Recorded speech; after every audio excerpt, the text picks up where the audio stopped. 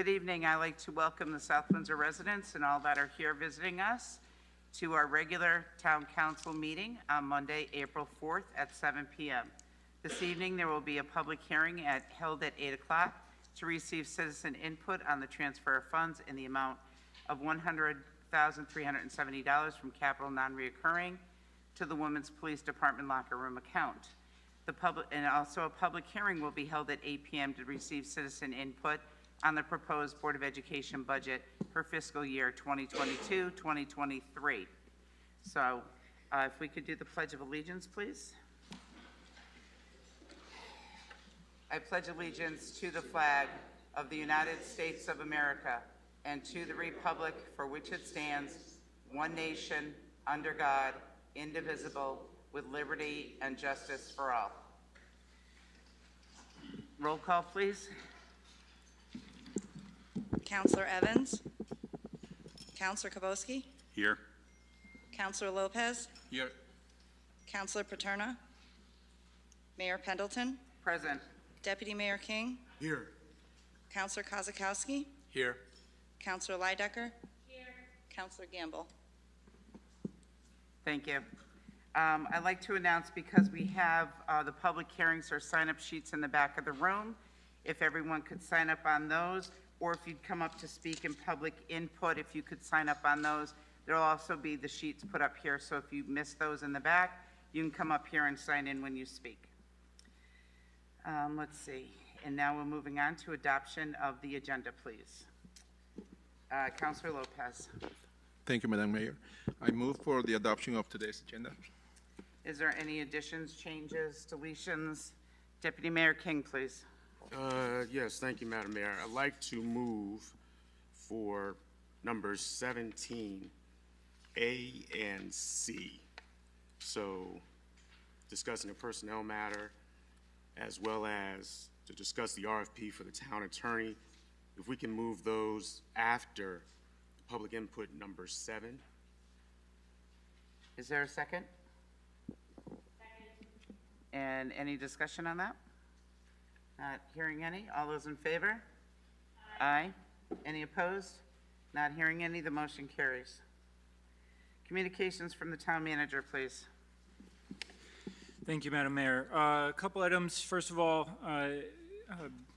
wanted to bring to your attention Route 5 and South Satellite Road. We've identified that there's a fairly sizable sinkhole that's occurring there. We've been working with the State Department of Transportation and trying to find a solution to get that fixed. Thankfully, it seems like they are stepping up to the plate at this point, and they're going to be paying for the solutions there. That being said, it's on their list of projects to accomplish, but it probably is going to be later on in the year, or in the summer, that should be said. So I would expect, if you're a resident that travels Route 5, it could potentially be a little bit of a traffic impact for everybody when that does occur, but once we get some more information, we'll try to get that out to all of you. I also wanted to make you aware that I had held a meeting with the Commissioner of Deep, as well as 4 other communities to talk about municipal solid waste, also known as MSW. It's one of our larger line items in the budget for the town, actually. And I think, as we're all aware, MIRA, the facility that handles all our municipal solid waste, I think if you've seen it in the newspaper, they're going to be closing MIRA down. So the whole purpose of this meeting was to meet with the commissioner, who is interested in trying to identify some new solutions for where MSW is going to be going and how to handle it moving forward. One of the things they're talking about doing is putting together a request for information from different developers. In my position, I've heard from multiple developers just in the time I've been here, who have different ideas and ways of handling municipal solid waste, whether that's burning it and turning it into energy, or turning it into some type of a compostable material or a concrete type material. So they're talking about putting together a request for information to look at what different options are out there, how to handle them, and then also locations. So they're going to be looking for municipalities that participate in that RFI to also submit locations that they would be favorable in holding one of these locations, in one of these types of facilities. So it was an interesting meeting, just the beginning of a lot of more to talk about, but I do think, as MIRA is moving forward to being shut down, we're probably going to have to come up with some solution for where our solid waste is going to go.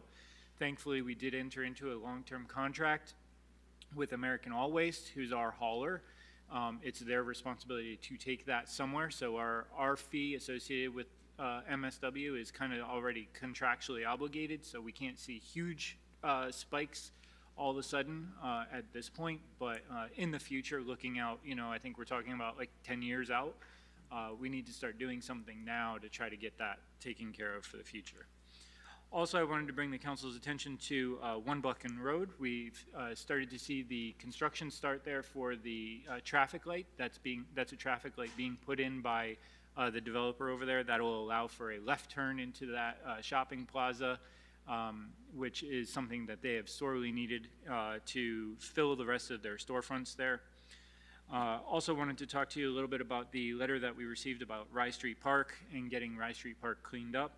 The resident that did send that letter has been communicated with from the town staff.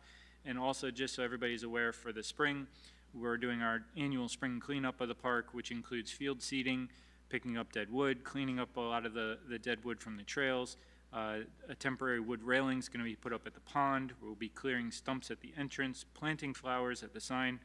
They're also going to be constructing pickleball and deck hockey courts this spring.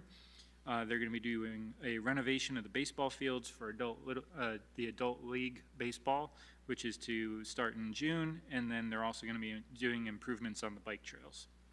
Lastly, in my report to all of you, just wanted to provide you with another update related to our collections. At this point, overall, we are at 99.04%. At this time last year, we were at 98.89%. So very pleased with where we are with our collections. We're doing very well, and we are very happy to see that we're in the 99% collection rate again this year. So that is all, and I'd be happy to answer any questions. Thank you, Mr. Maniscalco. Does anyone have any questions for our town manager? Not seeing any. Mr. Maniscalco. One of the things that I'd like to bring up is I had read, or I looked online, in that South Windsor is back in the red for COVID. Is that accurate? Yeah, our numbers have creeped up over the last week. I believe we're back in red at this point. That being said, a lot of, how do I say it? A lot of the protocols surrounding COVID from the state and the State Department of Public Health have changed significantly since we have gone from a pandemic to what's considered an endemic. So when you go beyond 2 years of some type of an illness, it becomes ingrained within your community and a common thing within the community. So a lot of the protocols and practices that are in place have changed at this point from the state. Okay. And also, Mr. Maniscalco, I'm going to request from you that if you could, please schedule a meeting between the Town Council, the Board of Ed, the Planning and Zoning, and the Inland Wetlands Agency. Looking at our budget and looking where we're at now this year and knowing where we're headed over the next 3 years, and with the schools coming on board, and looking at the mill rate and looking at our grand list and trying to take everything in to try to figure out what would be the best budget or the best mill rate for our folks and our taxes. I'd like for all of us maybe to have a meeting and talk about where we're heading, what we can do to help sustain the town. So we can come up with smart planning and a way to do things a little bit better, if we could. Will do. Thank you. No questions? Okay, thank you. Moving on. We will now go into public input. I'm just going to be waiting for the sign-up sheet. As that happens, I'm going to read this. Public input shall not exceed 30 minutes. When recognized by the mayor, the speaker shall approach the lectern, give their name and address. Speaker shall avoid personal attacks or imputing or alleging any improper motive to any person. The speakers may address the council on any item on the agenda. The speakers shall limit their speaking time to 5 minutes. Thank you. Thank you. Mr. Dillon.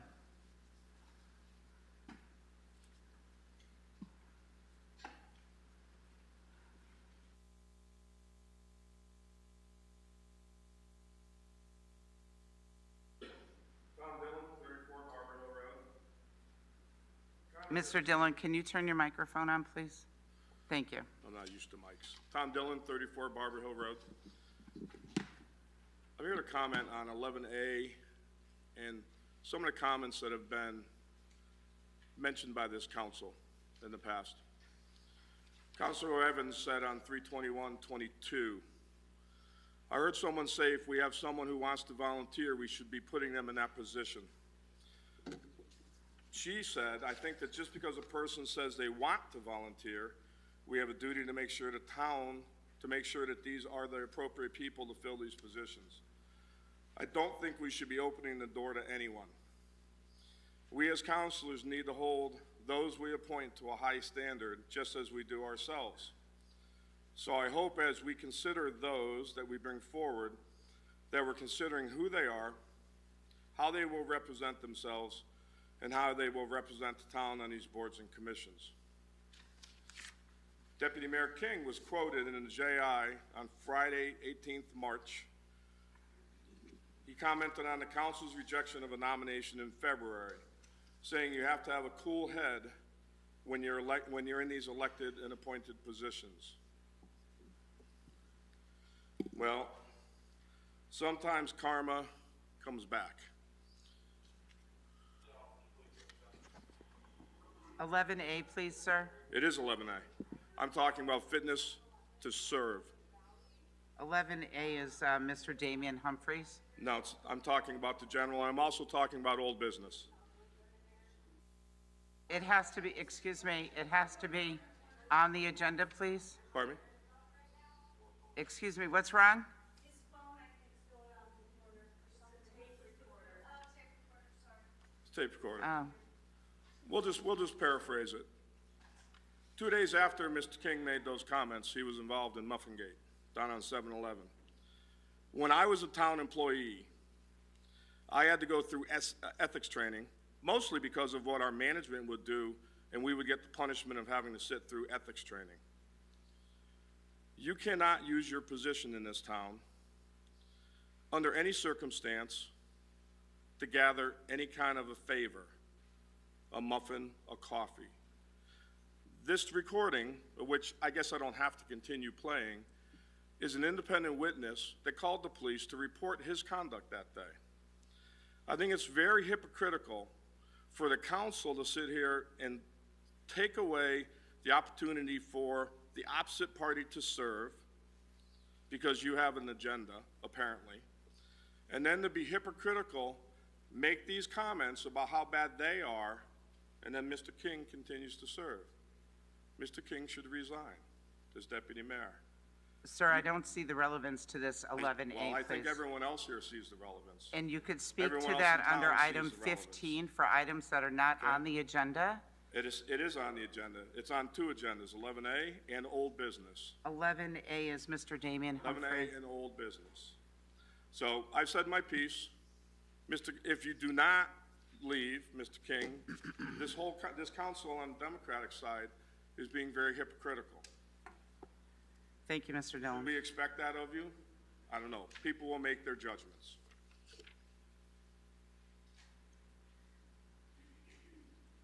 I will remind anyone that needs to speak under public input number 7 that this is for items that are on the agenda, please. Mr. Kevin, Cluckby? I'm sorry if I've got that wrong. Mr. Kevin Cluckby? Kevin? No one named Kevin? Oh. Maybe. Is there a Kevin Chung? Oh, I'm sorry then. It's very difficult to read here. It looks like a BY at the end.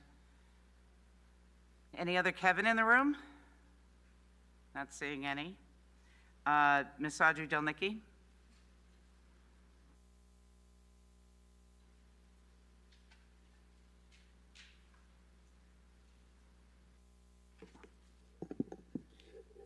Audrey Delnicki. First, I'd like to comment on something that I would have thought would have been mentioned in the mayor's remarks. April is Parkinson's Awareness Month. Parkinson's Awareness Month is an opportunity to increase awareness about the ailment and symptoms as well as to support victims. Parkinson's is a long-term disorder where the central nervous system degenerates and that affects the motor system. Parkinson's does not only affect the individual who has it, but also affects the caregiver as well. In 2005, the tulip adopted as the official symbol of Parkinson's at the 9th World Parkinson's Disease Day Conference in Luxembourg. However, the flower had been informally associated with disease for more than 20 years prior to that. World Parkinson's Disease Day is April 11th. Please wear a purple ribbon for someone you know or for the caregiver. Also, to speak on item number 11A, I'd like to quote a member of the majority party on the town council regarding appointments at the March 21st town council meeting. Quote, I would like to address Councilor Gamble's concerns. I would just say that I think there have been many efforts to reach out to these individuals to express our concerns, and I think it's up to them to address those concerns at this point. Thank you, unquote. No one has contacted me from the majority party of this council on what the problem is. Not one phone call to my landline or to my cell phone, and I have not received one email from any of you. I have impeccable qualifications to serve as an alternate to the Inland and Wetlands Commission, as I have served on this commission for 19 years, 4 months, 10 days as a full-time commission member. And I was never questioned on any reappointment time. Thank you. Thank you, Ms. Dunleary. Mr. Edwards?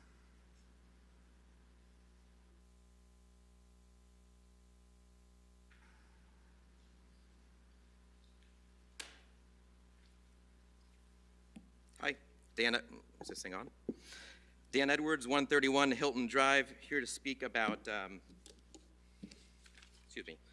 item A, adoption of minutes of previous meetings.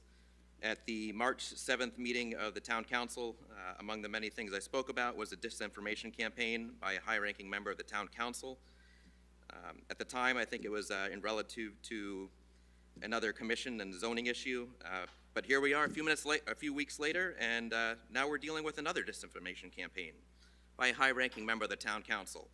But this time, it's to the detriment of a local business who has given back time and again to this community. All of you are here to serve the community. You're not here to put pressure, unknowingly, or run any campaigns against other people in the community. I'll be back later. Mr. Edwards. Elizabeth McGuire, please.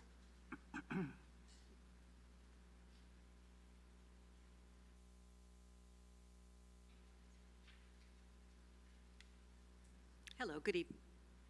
Yes, it's on. You're on. Good evening. May I speak about the budget now, or shall I wait for the hearing? Is that all right?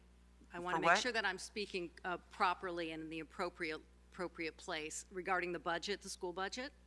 Shall That would I be at the wait? public hearing. Okay, I will wait then to make my Okay, comments. thank you. Mr. Balboni?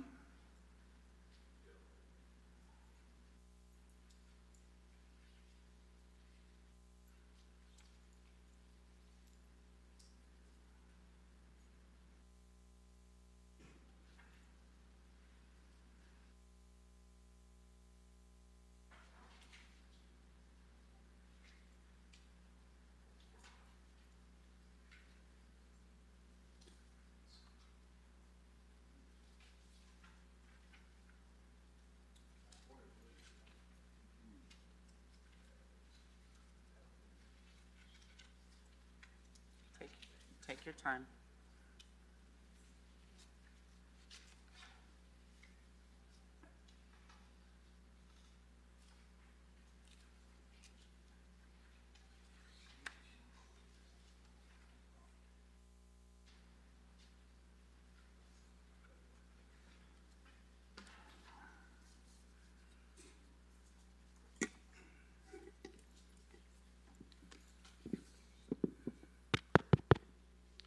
Rick Balboni, 23 Debbie Drive. Good evening, councilors. In regard to appointments, I've only heard good things about Damian Humphrey. I wish him the best of luck on the Mass Transit and Highway Advisory Commission. In front of you are emails I sent to each of you individually on January 6th, almost 90 days ago, after you denied me the Republican appointment to the Planning and Zoning Commission as an alternate, and the follow-up emails I sent on February 10th after you denied me for the Republican appointment to the Public Building Committee. I would have been here on March 21st to read them to you the same night as you again denied me, this time for the Republican appointment to the Economic Development Committee. So I'd like to read both into the record and note that 5 out of 6 of you didn't even bother to respond and give your reasons for these partisan denials. As Councilor Paterna blatantly lied about in the last town council meeting, read these emails aloud. I feel like Biden here. I'm reading the notes, sorry. So in the spirit of our commitment to support the initiative to foster and demonstrate peaceful and respectful communications, I'm writing to you in query of your specific reasons for rejecting my appointment to the Planning and Zoning Commission as an alternate. I would appreciate and welcome your individual response to help me understand your decision. Respectfully, I'm asking on behalf of myself and my supporters, as a lifelong resident of South Windsor, I had many individuals that know my character and spoke and or wrote on my behalf at the January 3rd, 2022 Town Council meeting. Specifically, I'd like to speak with you regarding the below points that were stated on the South Windsor Democrats Facebook page. Number 1, my character. How exactly do you gauge this? How would you describe my character juxtaposed against what a more suitable candidate would consist of, in your opinion? I would like any specific examples and evidence of such. Number 2, my public behavior. I'm curious about what my unsuitable and questionable public behavior that you may have witnessed firsthand. Again, I'd like specific examples and the evidence of such. Maybe it was over the past 4 years while I was serving the town as a constable when I was collecting past due taxes from our residents for our tax collector. Maybe while I was serving as a justice of the peace. Maybe I was being a part of the CERT team as well as a trainer for them. Or maybe when I was setting up tents and trailers for the MRC for COVID testing and volunteering my time to help administer vaccines. Maybe it's while I'm teaching gun safety in our community to people ages 8 to 80. Number 3, my ability to work on behalf of all the citizens of South Windsor for the betterment of my town, our town. I see this as completely subjective, but I'd still like to hear your opinion on this as well. Thank you in advance for the courtesy of your individual response, which I look forward to reading, as this is very dear to me. Further, if you would prefer to speak to me in person or by phone, I would welcome that opportunity. South Windsor's my town of residence by choice. It is a place I have high regard for and wish to serve. I'm attempting to ascertain what prompted this backlash. Thank you for your consideration and for taking the time to read this letter. With no responses, but one, I then followed up with a second email on February 10th. My previous email to you on January 6, 2022 remains unanswered. I'm reaching out to you in hopes you can express to me how I can improve and be accepted as a Republican appointment on town commissions. I've now been denied serving my community again on the Public Building Commission, so it appears it's not a which commission issue, it's an issue with your perception of me. Please review the previous email, which I have included below, and take a few minutes to let me know your reasons for my denials. Although I may disagree with you, I would like to know what you think and how I can improve myself so that we can work together as Team South Windsor. So I know you can't respond now during the public input, but it'd be appreciated if when you have the time you could reply to my queries, and since you're unable to get back to me via email, please return them to me in the self-addressed stamped envelopes I have provided for you. I realized I did not stamp them, I'm sorry. I will stamp them or reimburse you to 55 cents. In the interest of being fair and open-minded, I urge you to review the 20-plus residents that spoke or emailed on my behalf at the January 3rd Town Council meeting and consider the 3,000-plus residents that voted for me to represent them on November 2nd, 2021. The one response I did get led to a lunch meeting in which I learned a little about why one of you voted no. I'm not a psychologist and I cannot help anyone with their fear of an inanimate object leading to their inability to be open and honest because I carry a gun openly. So I could not possibly appease this one counselor. But a few more points were brought up and laughed off by me, including that I'm anti-Semitic and a racist, as both of those are just typical go-tos for you Democrats that don't have a legitimate argument.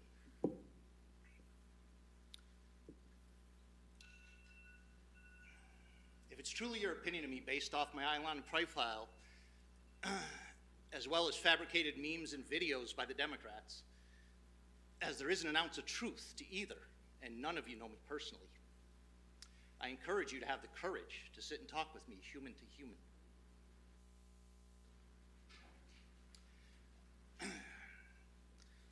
I don't need the cheap shots. Thank you for being here. I'm going to go with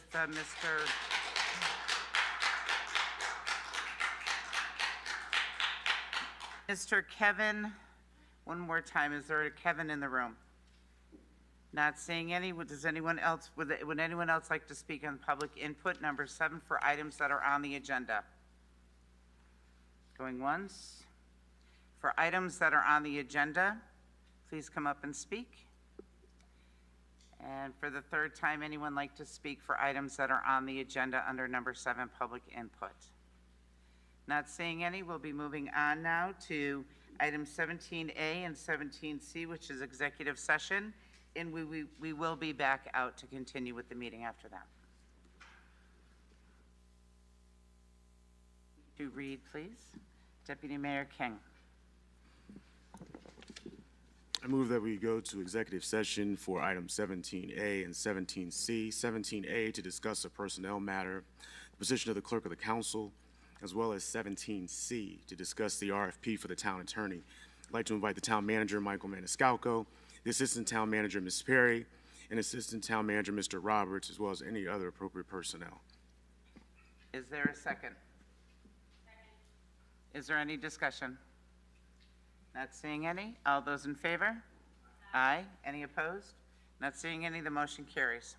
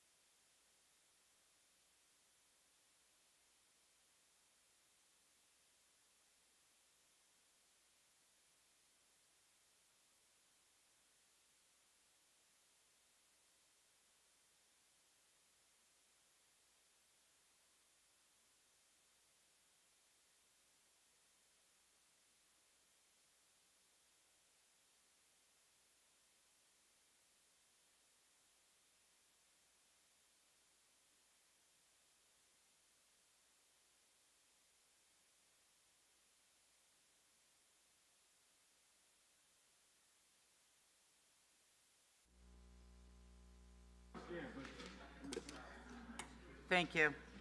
Thank you for your patience. We're on number 8, adoption of minutes of previous meetings. Counselor Kabowski. Number 8, adoption of minutes of previous meetings. Be it resolved that the South Windsor Town Council hereby approves the minutes of the following Town Council meeting, the regular meeting minutes of March 7th, 2022. Do we want to do these separately or together? Yes, please. Together? No, separately, Separately? please. Okay. Second. Is there a second? Second. And is there any discussion, additions, deletions? Not seeing any. All those in favor? Aye. Aye. Okay. I have to abstain, Madam Mayor. Roll call, please.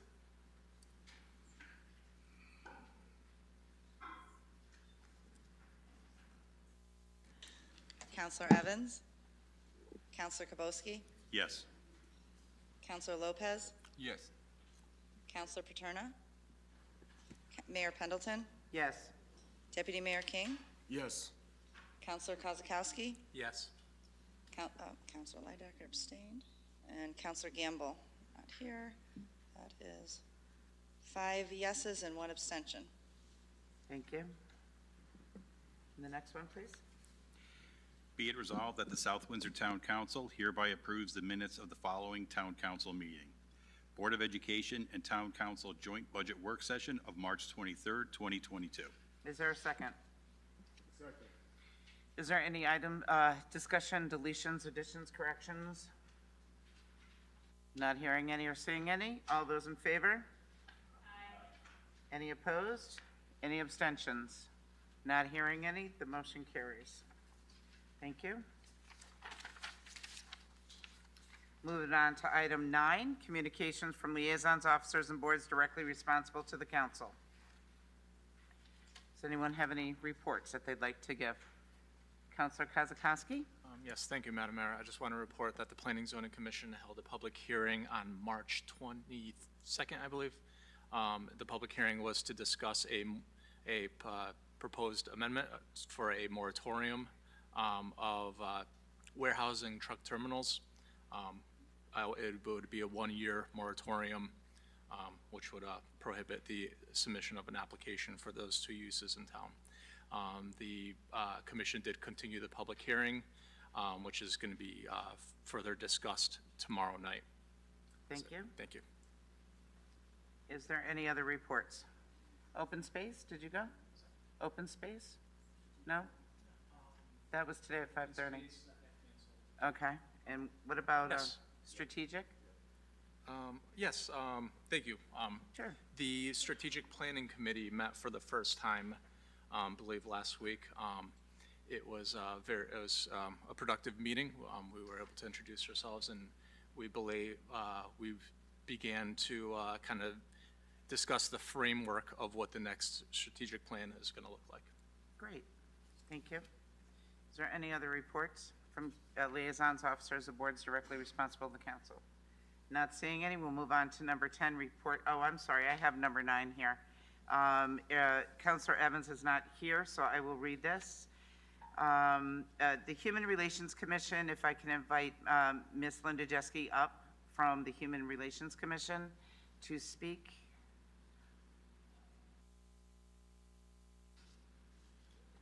Here we go. Hi, Linda Jeske. I'm with the representing Human Relations Commission tonight. So in spite of everything that's happened with Ukraine, we have had 25 signs printed, just show them to you. And if anybody wants to get a sign to put out on their lawn, they just have to go to the South Windsor Human Relations Commission Facebook page and just send us a message. Like I said, we have 25 of them, so, and we'll get them out to you. Yeah, well, you have to send a message. Thank you. Thanks. And also, I'd like to report Social Justice, Racial Equity Commission, and the Arts Commission. The focus on the remaining non-political entities and creation. Neither of these issues should be political. Over 3,000 registered Republicans and over 7,000 unaffiliated voters. They do not have to be members of any town committee, just a voter in South Windsor to join a board or a commission. You can reach out to Councilor Evans, Councilor Kozakowski, Councilor Gamble, any one of us, or any town committee, or just call the town manager's office and you'll be connected to someone. If names have not been submitted, we as a council will need to re-examine and reconsider the ordinances for these commissions to make appropriate adjustments to make them viable and effective commissions for the benefit of our residents. So those were her notes on that. And now, item number 10, which is reports from committees. Does anyone have reports from committees? Okay, I do. The Park and Recreation Facilities Implementation and Planning Committee met on March 24th to review information requested from and provided by our director, Molly Keys, and they plan to meet again on April 14th to tour the old Orchard Hill School and continue discussions. And B is planned for committee members to attend April 18th council meeting to update the council. And then we have number 2 here, which is the naming committee. The John J. Mitchell sign. The sign has officially been installed at the fairgrounds at Rice Street Park, and a dedication ceremony was held at the site on March 29th to honor John J. Mitchell's years of service and immense contribution to our town. It was great to be joined by so many who knew, appreciated, and loved John, including his widow Della and other family members. This dedication truly speaks to the legacy of John J. Mitchell in South Windsor, and I know our community looks forward to enjoying the fairgrounds of his name for events such as Paws in the Park and the Wapping Fair. Thank you all for the amazing Parks crew for the work that they did on creating and installing the beautiful crafted sign. It is amazing what this department is able to do in-house. And those were from Councilor Evans. Thank you. Okay. No other reports from committees. Moving on to the consent agenda, which will be, she's not here, so we'll go ahead with Councilor Lopez, please. Thank you, Madam Mayor. Motion to approve agenda item 11.A, as a first reading on the consent agenda. Is there a second? Is there any discussion? Not hearing any. All those in favor? Aye. Any opposed? Not hearing any. The motion carries. And there is no second reading. Miscellaneous, there is none. Item number 12, unfinished business, there is none. Item 13, resolution appointing Scott Nolan as clerk of the council. Councilor Paterna is not here, so I'll be reading this resolution. Be it resolved that the South Windsor Town Council hereby appoints Scott Nolan as clerk of the council for a term ending November 13th, 2023, to fill the unexpired term of Dominika Zanek. Be it further resolved that the South Windsor Town Council approves a salary of $58,000 and benefits associated with the non-bargaining unit members' fringe benefit description for fiscal year 2021-2022 through 2022-2023. Is there a second? Any discussion? Comments? Addition? Nothing? Okay, all those in favor? Aye. Any opposed? Not hearing any, the motion carries. Congratulations, Mr. Nolan, and welcome to the team. Look forward to working with you. Stand up, stand up. Welcome to the team. I'll be calling you first thing in the morning. Here we go. 13B is discussion item of the general government budget, building, finance, planning, and public works to be present. And Mr. Maniscalco, we can start with building. Thank you, Madam Mayor. Try to see if Mr. Rich is here. We're going to do the building department first. So the total building department budget, which starts on page 66 with the summary on page 67. The total budget is $365,000. Hang on, Mr. Maniscalco, let us get there. Okay, $365,203, which is an increase of $66,706. Ken, if you want to. Building department. Mr. Rich is our building official, and I'm sure if you have any questions of him or myself, and I believe Mrs. Patty Perry is somewhere around here as well. Good evening. Turn your microphone on, please. All the way at the bottom. On the bottom, there's a little button. Right in the, there you go. You're all set. You're good. Thank you. Hi, my name is Ken Rich. I'm the building official. And the increase for the budget mainly was because previously we didn't have anything for scanning. And that was a big part of our budget. There was a lot of things that were missing in there that I noticed, and we put them in that were necessary to move forward. If you have questions on that, please ask.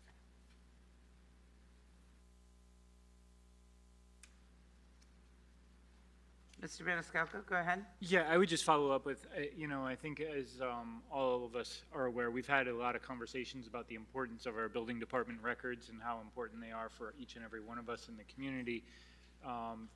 In fact, in the event that they were to actually lose those records, you could have some pretty significant challenges if you were to try to go and turn around and sell your house, as a lot of mortgage companies reach out and try to find information about people's homes. So what we're trying to do is keep up with our scanning. That hadn't been done prior to Mr. Rich all the time, so what we're trying to do is get that back in line and do that. And that's really what this budget is put together, is to try to bring that department back up to the 21st century, keep things moving along. The scanning of the records would include all documents that are in the street files, as well as all the plans that have to be saved for the life of the buildings and the commercial buildings that we have on paper right now. There are certain documents that we do have to save on paper because of the state, but other than that, we're trying to go paperless as much as possible.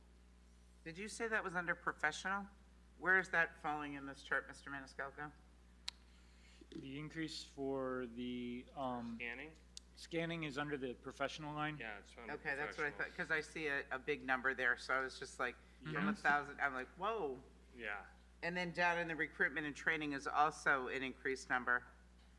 Yeah, so that's for, there's 3 of us in the building department, and we have to do continuing education.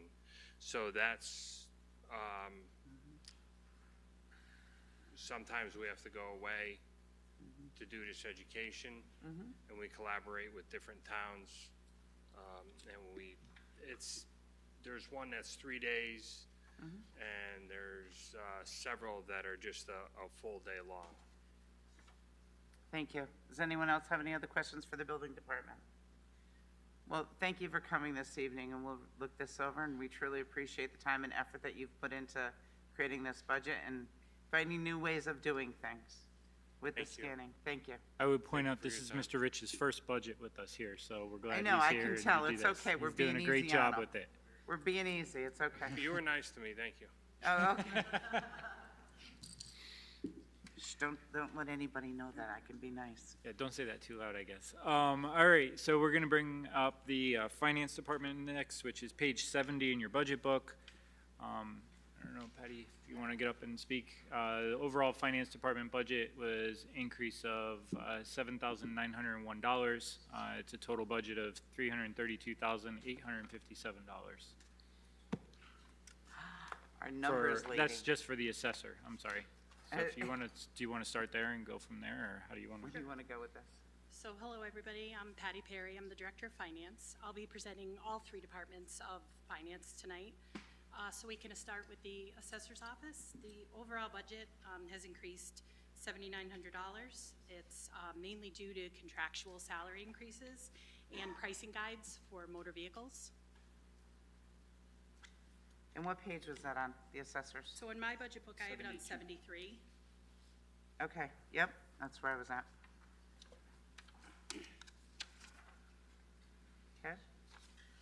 Does anyone have any questions concerning the assessor's office? Not hearing any, seeing any? Go ahead, Ms. Perry. All right, moving on to the collector of revenue. That's on page 78 in the budget book. So that budget is increasing about $3,200. And the biggest increase is about $3,500 in printing. So we have to print tax bills, delinquent statements, and costs for tax sale. Okay. So you made an adjustment with the 3,500, with the 3,200? You made an adjustment in another account to be able to just do the 3,200? So then there's a decrease in salaries. Yeah. So that kind of offsets to make the 3,200. Great, thank you. Does anyone have any questions about the Collector of Revenue Department? Not seeing any. Go ahead, Ms. Perry. All right, and lastly, the Finance Office, which is on page 82. So this budget has decreased over $7,700 due to, we had 3 employee changes in the Finance Office over the past year. So there were some long-term employees that were getting longevity and things like that, and they've moved on. So the Finance Office actually decreased. Wow, great job on these departments. Fantastic budgeting on these departments. The numbers lady right there, she's great. Do we have any questions? Go right ahead, Councilor Lydecker. Thank you, Madam Mayor. Really quickly, going back to Collector of Revenue, when it does look like one of the highest sections of that is the printing, $23,000 for printing. Is there a way to essentially go paperless for that and have some sort of online system where we're not sending bills every year or twice a year, and there's some sort of other mechanism to alert residents to log in and pay their bills to kind of offset some of those costs? We definitely try. So we only print bills one time a year, so you get the July and January coupon all in one bill that we mail out in July. We've been trying to push everybody to go online, pay their bills online with a credit card or ACH. We send emails out. We've been really trying to get the word to kind of, have people go online and pay their bill, but, we still, have people that want to receive their printed bill. Okay. I would also follow up that I believe it's a statutory requirement to actually send a paper bill. Thank you, Ms. Perry. Thank you. Yeah, there's Mr. usually a Maniscalco? Yep, we're gonna move on to the Planning Department, page 61 is where it starts. You've got kind of your summary on 63 and 64. The overall department is $306,479, a decrease of $5,049. Good evening, Michelle Lipe, evening. Director of Planning. I'm here tonight. As mentioned, we have a slight decrease in our budget, primarily because the affordable housing plan, which was funded through the Planning Department budget, is no longer being funded since we've completed it. So, Fantastic. Does anyone have any questions for Ms. Lipe under the Planning Department? Not seeing any. Thank you. Great job on that budget, Ms. Lipe. Appreciate it. Next, Mr. Maniscalco. Your next budget is Public Works, which is 135, which I'm sure we're gonna have some conversation about, if I can get there.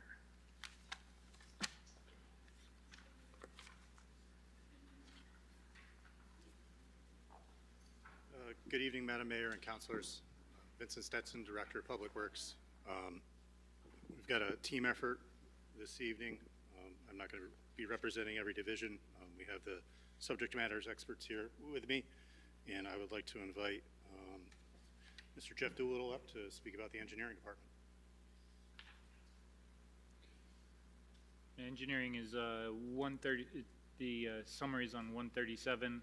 Total budget for engineering is $448,420, a decrease of $62,660.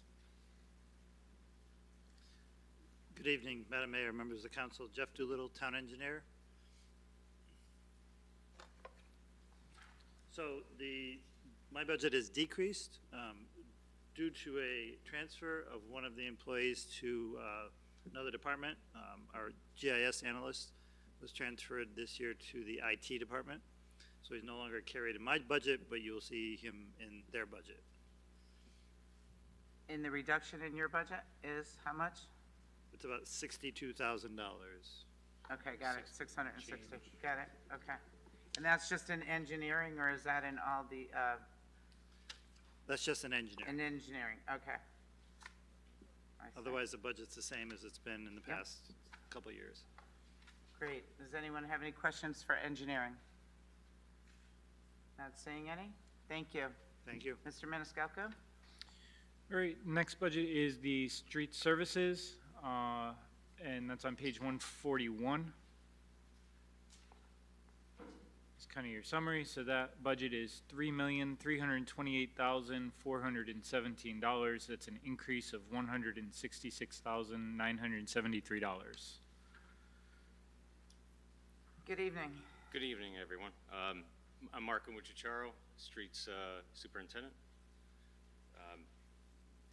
We do have contractual raises within there, and in addition, Avery Brook, we have some vegetation management in there for $50,000. It's something that's been continuously being put in the budget for many years now, and just it hasn't made it on the budget. So we're hoping that we can get that in there. Is there anything in particular you all have a question on at this time? Does anyone have any questions for street services? Not seeing any? Well, thank you for coming out this evening. Appreciate it.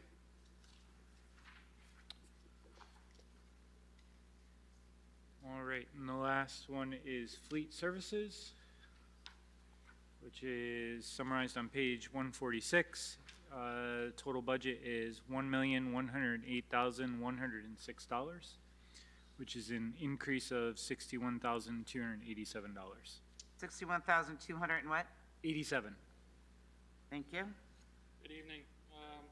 Most of my budget increase is due to... I'm sorry, sir, can we get your name? My name's Chuck Marshall. I'm the fleet manager. Chuck? Yep, Chuck, yep. Thank you. Most of my budget increase is due to fuel costs or petroleum-related products.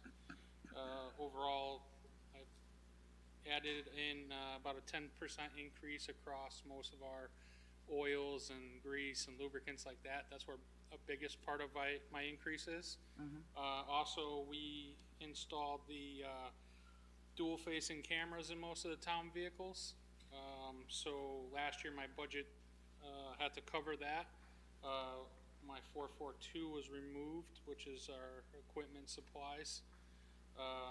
This year I'd like to put that back in now that we've covered the camera costs and install. And that's the two biggest increases in my budget. Does anyone have any questions for fleet services, Mr. Chick? Not seeing any. Thank you for coming this evening. Thank you. Mr. Maniscalco? Yes, I apologize. I said that was the last. That's not the last. There's a Public Buildings Division with Clay Majors for facilities. Total budget is $1,986,462. It's an increase of $20,377. Thank you, Mike. My name is Clay Major. I'm Director of Facilities. As Mike said, there is a $20,000 net increase in my budget. I do have increases and decreases in my budget, but the major drivers are maintenance contracts and utilities, both of which are really outside of our control.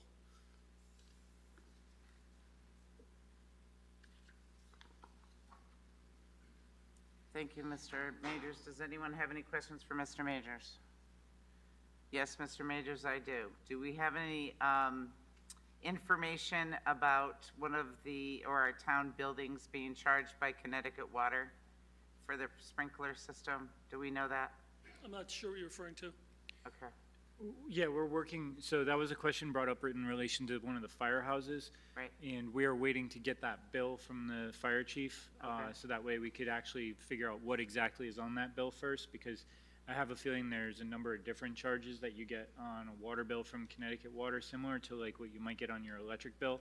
So whether it's a transmission fee or some other type of fee that he's referring to in that, we want to try to figure that out first. So Okay. as soon as we get those bills, we'll try to dig in deeper to that. And do we have any public buildings on Connecticut Water? Yes. Yeah, so we could look on those bills too. Yep. All right. Thank you, Mr. Majors. Appreciate it. Thank you. All right, and I think this is last this time. So refuse and disposal, page 155. Total budget of $2,415,820. $2,415,820. It's an increase of $65,820. 820? 820, yep. Thank you. Good evening, Tony Manfrey, Superintendent of Pollution Control. A lot of our increases this year are due to contractual obligations and increased tonnage from residents. Does anyone have any questions concerning refuge or waste? Not seeing any? Thank you. Thank you. And Mr. Maniscalco, it is now 8 o'clock, so we'd like to go into our public hearings, please. And we'd like to suspend the regular meeting to go into the public hearing. And Ms. Sarnath, could you read that public hearing notice?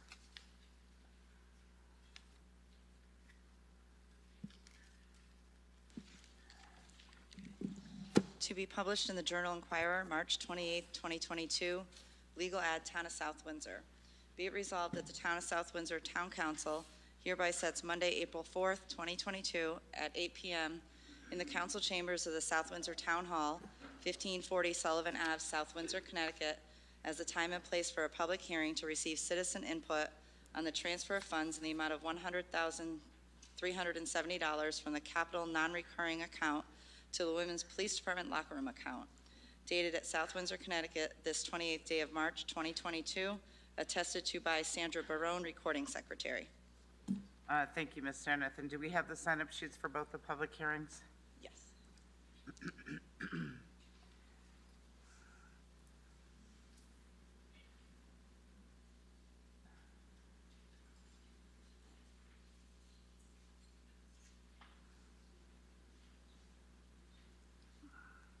Thank you.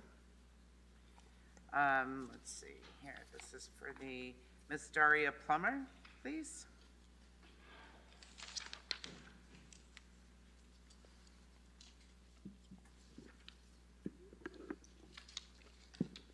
Well, I'm going to speak up in my teacher voice. That's about it. I can't bring it down any lower.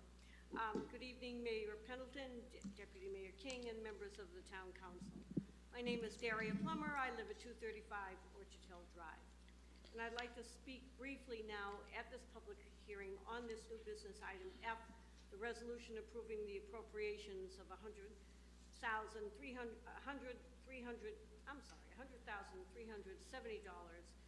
from the capital and non-recurring expenditures account for the women's locker room at the police department. I want you to know I am completely in favor of this. A dedicated, up-to-date locker room for female officers is long overdue, as voters recognized a year ago in March for the referendum. I just have to tell you, if I'm not mistaken, I think our police force is basically 50-50 now, 50 female, 50 male. I think this one-time appropriation to fully fund this is appropriate. It's the right action to take for our female police officers so that they can have their own dedicated locker facility. Thank you very much. Thank you, Ms. Plummer. Yes. No, thank you. Oh. Thank you. Is there anyone else who would like to speak concerning the transfer of the funds at the public hearing for the women's locker room at the police department? Going once? Anyone else like to speak about the transfer of the funds for the women's locker room at the police department?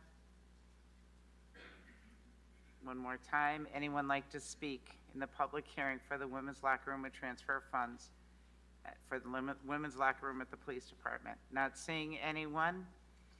I close the public hearing. And at this point, if we could take a straw poll. For those that are interested in favor of the transfer of the funds, please raise your hand. Yes?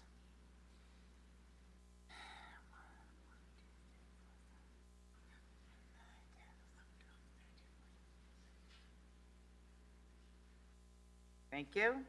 And no, please. Not seeing any. Thank you. And moving on to the next public hearing, which will be, go right ahead, Ms. Catherine. To be published in the Journal Enquirer, March 28, 2022, legal ad, Town of South Windsor. Notice is hereby given that the Town of South Windsor Town Council has set Monday,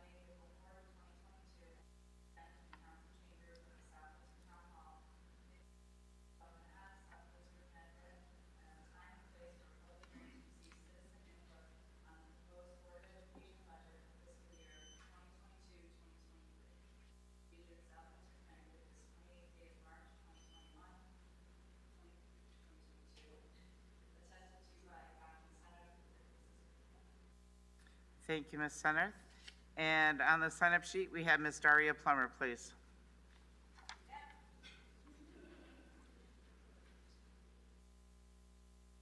Hi again.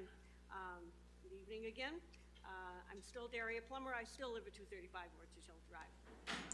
But I'm here on something very near and dear to my heart. And if there's anything that holds a community together and defines a community, it's the quality of its public education. Our South Windsor Public School successes are known far and wide. So very recently, I thought I'd just mention 3 accolades. I know that our South Windsor High School robotics team has been winners. I know that it's been in a regional competition, and I don't know where they are in the state, but we have had a phenomenal South Windsor High School robotics team for years. We are well known for that. Very recently, last week I believe it was, 5 proposals out of the 75 state proposals selected for use of COVID money, South Windsor High School. I can't be more proud of that, and we all should be extremely proud of that.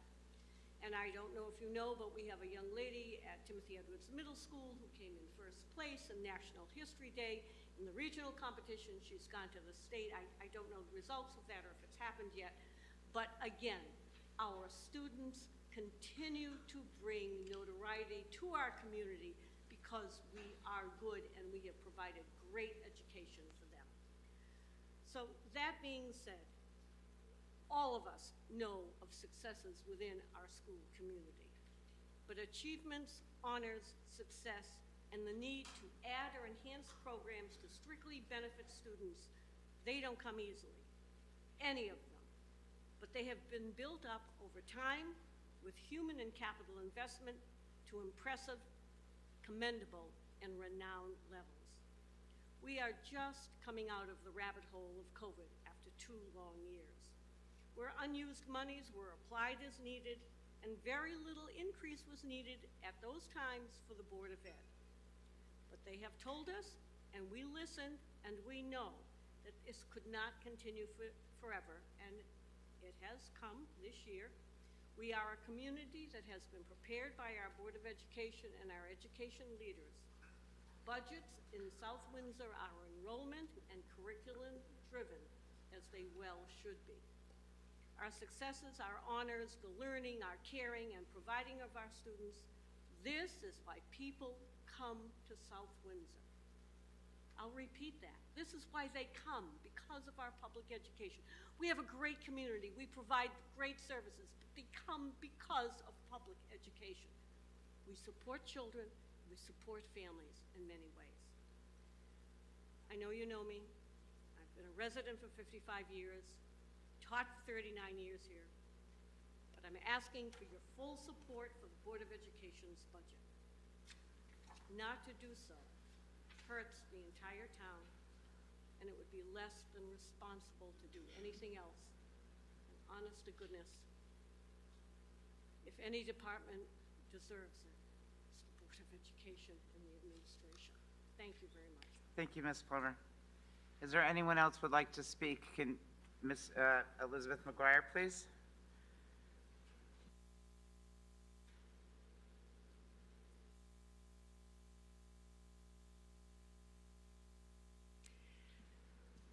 Good evening. No? Yes. Good evening. I'm Elizabeth McGuire, 89 Heritage Drive. Just some brief remarks. I would like to urge you to approve the Board of Education budget. I support the proposed budget for the 2022-23 fiscal year. There's been bipartisan support for this budget on the Board of Education, and I believe that indicates that while there are certain fixed costs that we have to pay, we also must continue to maintain the academic standards in our schools. We all know that a good education is critical for success in life. We'll soon have all new elementary schools, and so while we have created great physical learning environments, we also have to make sure that we back that up with ensuring that we have the foundation to manage our growing school population, hire excellent teachers, pay them what they are worth for all the good work that they do, and continue to offer excellent curriculum. And of course, all that is to support our ongoing effort to prepare our kids for the future. That truly is the bottom line.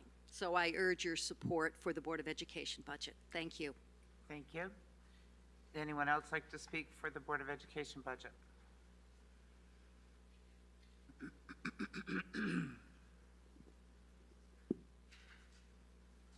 Mr. Zimmerman? Yep. Hi, Craig Zimmerman, 5A Amato Drive. As the chairman of the Board of Education, I wanted to make a few comments tonight on our proposed budget to provide some context for tonight's public hearing. On behalf of the entire board, I'm proud to champion our budget. It's not only fiscally responsible, but it also fulfills our role as advocates for continuing to provide the best possible education to each of our students. Please remember that over the last several years, decisions to limit spending that help to lower our per-student expenditures have already been made on a bipartisan basis. A number of the people on the council were on the board at the time, and we appreciate their support and their help. As I've said in the past, while the budget discussions are often about dollars spent and potential tax increases, we should also remember that the education we provide to each of our students every day not only has a profound effect on their futures, but it also indicates our priorities, what we as individuals and as a town think is important. At most of our Board of Ed meetings, we have the opportunity and the advantage to see firsthand the great important work, the magic, as Dr. Carter likes to say, being done in our classrooms each and every day. Students at all age levels come and show us what they're working on. The other Board of Ed members and our school administration sincerely appreciate the town councils and the public's support and help to ensure continued excellence in our schools. I also want to take this public opportunity on behalf of the entire Board of Ed to thank all of our administrators, teachers, and staff for their remarkable efforts each and every day, especially over the last couple of years. Hopefully they all continue to understand just how much they are both respected and appreciated.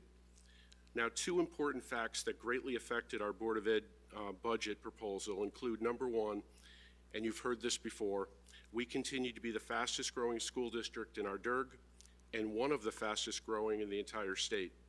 Number two, in addition, as we've told you over the past couple of years, we have to transition away from over-relying on using reserve funds to reduce the amount of our budget paid for by current tax dollars, assuming that we want to reduce the cliff or larger than necessary spending increase coming in the near future. The fact that more families want to live in our town is a testament to, among other things, our high-quality education system. On behalf of the board, I want to ask the members of the public here tonight to fully support our proposed education budget. Thank you. Thank you, Mr. Zimmerman. Is there anyone else that would like to speak concerning the Board of Education budget? Ms. Jeske? Oh, absolutely, you can. You can just raise your hand and we'll call you up after Ms. Jeske speaks. Hi, Linda Jeske, 70 Mohegan Trail. I urge you guys to approve this budget tonight. I have two reasons. I have a daughter who is a teacher in Windsor Locks, and I don't know if you've heard of everything that's going on. She's a special education teacher. They're making all kinds of budget cuts. They're eliminating positions. They've had a zero increase for years, but, and she's in special education, so that worries me. The second one is a personal story. I have a grandson who has special needs, and he started in South Windsor, and my daughter moved out of town for a year, and he was doing really good in South Windsor, went to Enfield. It was a disaster. It was terrible. Came back to South Windsor, and the teachers, and he's at Orchard Hill, the teachers there are just absolutely wonderful. And I think all education is important, but I think our special education kids are really important too. So I just urge you to pass this budget. Thank you. Thank you, Ms. Jeske. Ma'am from the back, yes, please come up.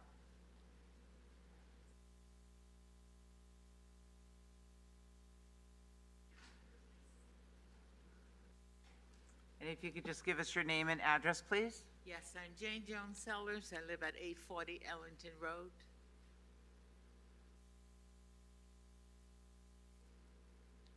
Good evening, go right ahead. Good evening, everyone. I didn't, unfortunately, I would have to say, I don't know. I didn't look at the budget, but that's okay. You know, I don't need to look at it. As a professional, retired for 31 years in a high school, okay, and social worker. Whatever the budget is, you need to double it.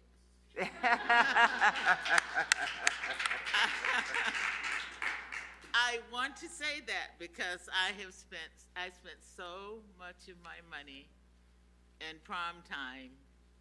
You know, I had an account in Fox's and some other place.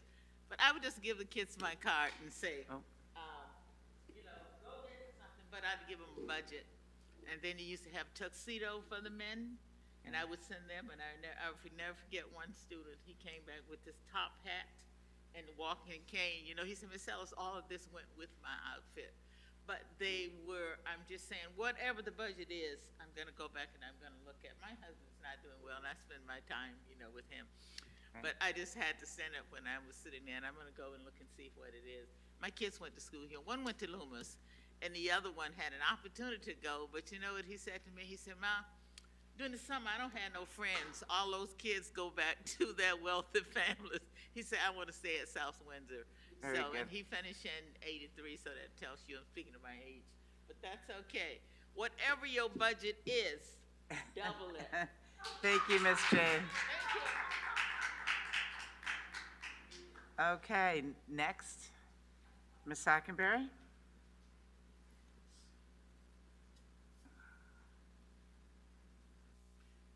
Hello, counselors and town manager. My name is Mary Justine Hockenberry, and I live at 16 Foxglove Lane. I am a former Board of Ed member and also a former counselor. When it comes to the Board of Ed, I've been on this side and I've been on your side. And I know how hard it is to go through every line, to go through all the numbers. Is this worth it? Oh my gosh, parking at the high school, how much is that? What the bottom line is we need to look at our future. Right now, today, we have doctors, lawyers, we have people who are farmers right here in our town that graduated from our high schools who are making money. Our job as an educator is to teach the person who leaves to become more than what they are. And how we do that is by passing our budget for world language, for mathematics, for special education, for programs that we can still get grants for from the state, which I know that we work hard at. I would ask that we all take a sound mind and take a look at the numbers, and also not only at the budget of the Board of Ed, but look at the other side. I hate to split them up because we are a town of whole, Board of Ed and the town, is to find out other revenues that we can find on the town side, to find out how we can economically find other businesses or other grants or other choices to choose, to not cut, but to reproduce what we have here in town in order for us to keep our school budget going and not have to raise the taxes too high. But I would admit, raising the taxes too high is not something we would do here in South Windsor. We would raise them responsibly. So with this year, I would hope that you can pass the budget responsibly. I hope that we can pass the town budget responsibly, and we might have an increase. And with that increase, I think that people will respect the services that we have here in town. Thank you for your time. I know you are not paid, and I know the hours and hours you go through when you go through this budget, Board of Ed, and also the town councilors. So thank you very much. Thank you, Ms. Hockenberry. Was there anyone else that would like to speak concerning the Board of Education budget? Going once, twice. Anyone else like to speak concerning the Board of Education budget? 3 times. Anyone else like to speak concerning the Board of Education budget? Not seeing anyone at this time. I'd like to do a straw poll, please. All those in favor of the Board of Education budget, please raise your hand and give me 1 second to count all the hands, please.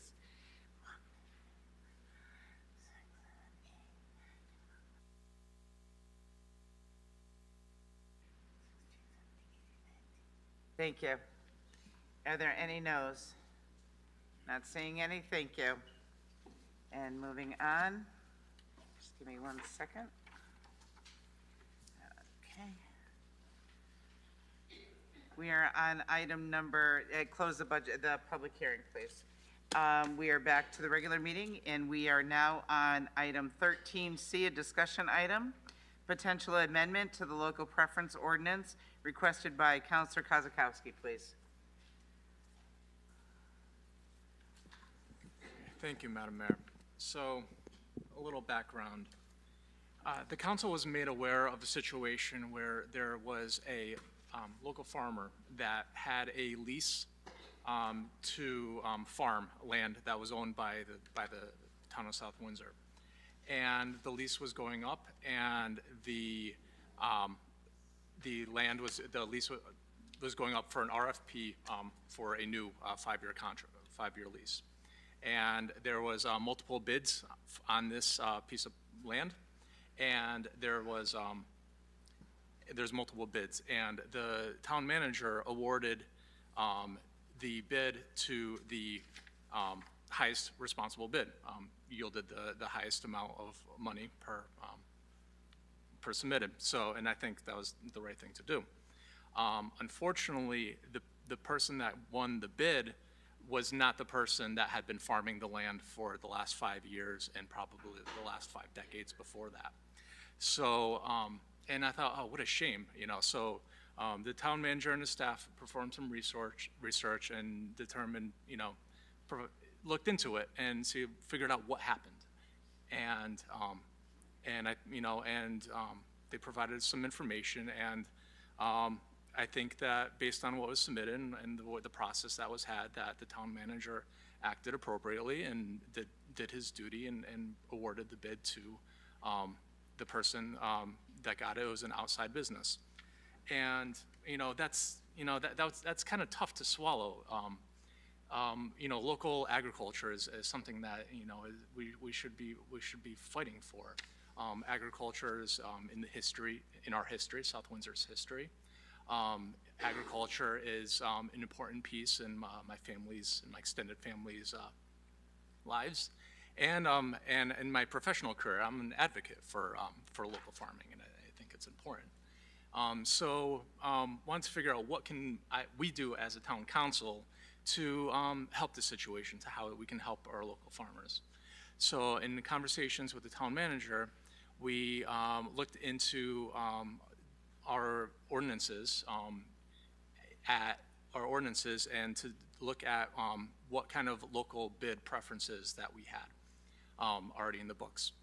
And what we discovered was that we only allow local bid preference to local businesses that are looking to do a job for the town, expend money. And what typically would happen is if the town goes out to RFP, get bids, and typically it would go to the lowest bidder. And what the existing ordinance allows is if there's any South Windsor-based bidder, if they put a bid that happened to be 3% higher than the lowest bid, upon verification of qualifications, the town manager could assign the bid to the local business, and which is great. But in review of that, it doesn't do anything for people that want to, lease land from the town, that want to give their money to the town to buy, rights to utilize our lands or purchase goods and services.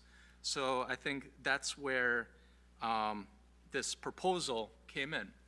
I know that you received packages, a red line proposal in your packages, and I believe that it was available for public consumption. But what this does is, just to paraphrase, it takes the existing local bid preference, where it only allows preference to people making expenditures, but extending it to businesses that want to, provide revenue for the town. And I won't go, and this is section ordinance 2-530 local bid preference. I'm not going to go over the red, each of the red lines, but I'll just offer some of the highlights that I listed in my cover memo. First, the proposed changes will offer local preference to South Windsor businesses who want to lease land or buildings or purchase goods and services from the town. This would benefit the town by offering advantage to local farmers and other businesses who want to maintain current leased land or expand within town. There's also I proposed a change to the threshold for qualifying bids that were within 3% of the highest or lowest bid to 10%. I think what that provides is a little bit more cushion and flexibility for the town manager to evaluate local bidders and provide them the opportunity to match the highest or lowest bid. And also, the existing language shows local bidders have exactly 2 business days to respond if it is determined that they are within the threshold. The proposal would change it to 10 days to allow some flexibility. It would give the local bidder an opportunity, more opportunity to make a sound financial decision if they can, in fact, cover the increase in cost or decrease in cost, whichever way you're looking at it. It also removes some of the clunky language in the existing language, which doesn't change any of the intent of the ordinance. And also, there's an additional clause provided which provides qualifications for the standards for South Windsor-based bidders. What this does is it provides transparency and sets expectations for what a qualified bidder does, and that helps our town staff evaluate the bid proposals. So, that's it in a nutshell. I brought it to the council as a discussion. I'd be happy to, field any questions you might have, or solicit some feedback from my fellow councilors. Council Lydecker. Thank you, Madam Mayor. Thank you, Councilor Kozakowski, for bringing this forward. I do appreciate the thought behind it. I'm just kind of curious, what are and maybe our town attorney can answer this, what are the legal ramifications of a bid coming in and the successful bidder thinking that they are going to be the ones to be awarded the contract, and then a South Windsor bidder basically gets to come in and take it from them if they have the ability to match it? Are there any issues with that? So I think from a bidding perspective, and I don't know, I want to chime in front of Carrie, but from a bidding perspective, as long as this is an actual ordinance that's on the books, I mean, we already have this there, so it's something that's already able to occur at this point. But from a bidding perspective, as long as we're transparent about it and everybody's aware that this is the rules in the town of South Windsor and this is how those things have to occur, then there really isn't any ramifications that could occur after that, I think is the best way to look at it. Okay. And then who's the one that notifies the South Windsor business? Like, once all the bids come in, is it our town employees are notifying them, or is the business kind of responsible for doing the research to determine where the bids fell? So this was a topic of conversation between myself and Councilor Kozakowski. The way we set it up in the proposed draft is that it's the responsibility of the bidder to go back. Typically, once bids are opened up, there's some type of public reading of them or public review of them. They're typically posted on the town website. And we typically do get people calling in asking for the results of bids on whatever. It would be the responsibility of the local individual that is interested in potentially exercising this to call in to find out. So as a local business, the responsibility is on them. The concern we had in terms of leaving that responsibility to the staff is every time you open a bid, then you're going to have to review, okay, who's from South Windsor, who's not from South Windsor, who's within 10%, who's not within 10%. Like, it's just adding to the list of other things we already have to do. And we thought with this providing an opportunity, it's pretty simple for somebody to pick up the phone and just say, hey, what are the results from those bids? It seems like I'm within 10%. I'd like to exercise that option. And then my last question would be, if we already have something similar on the books already and it's within 3%, why 10% versus 5% or keeping the 3%? I know you mentioned, just a little bit more flexibility for the town manager, but I'm just curious what that number really entails. The impetus for going for 10% was it would provide just more availability and more flexibility for bidders, not to lowball or highball, but to they run their numbers and they come up with the most most financially feasible bid, and they might be too low or too high. And a 3% margin is fairly slim. And so I think by upping it to 10, I mean, maybe 10's not the right number. Maybe it's 5, and maybe it's 20. I don't know what the right number is, so I'm working with 10, where imagine, if somebody came in at 3%, or if they came in at 4%, and the difference is, nominal, it would be a shame to, have this local business lose preference because they came $100 short, or something small like that. So I think by upping it from 3 to 10 gives it that little bit more flexibility, a little bit more casts a little wider net for these reviews. Understood. Thank you so much. Yeah. To kind of add to that, I also think that, in the instance that we're talking about, that we're trying to address, those numbers are so small. In all honesty, you kind of have to have a larger percentage to try to capture that. The reason I'm kind of more comfortable with the 10% at this point, going from 3 to 10, is the idea that the larger projects where people would be bidding larger numbers, a 10% difference is actually a larger number. It doesn't mean they have to exercise this either. Yeah. So if somebody can't actually do the job for whatever that 10% difference is, it's just an option. It doesn't mean it has to happen. So I think that made me feel a little better as well.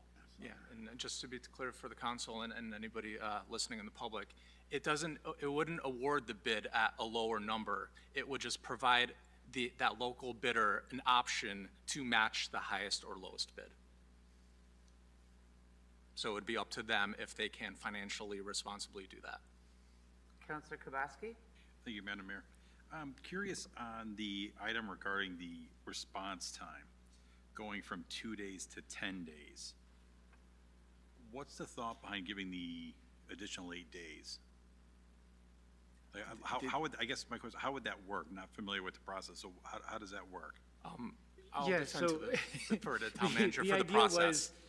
So, originally in the draft that I first looked at, it had the responsibility on the staff to notify somebody, and they had 2 days to respond to the staff being the notification from the staff.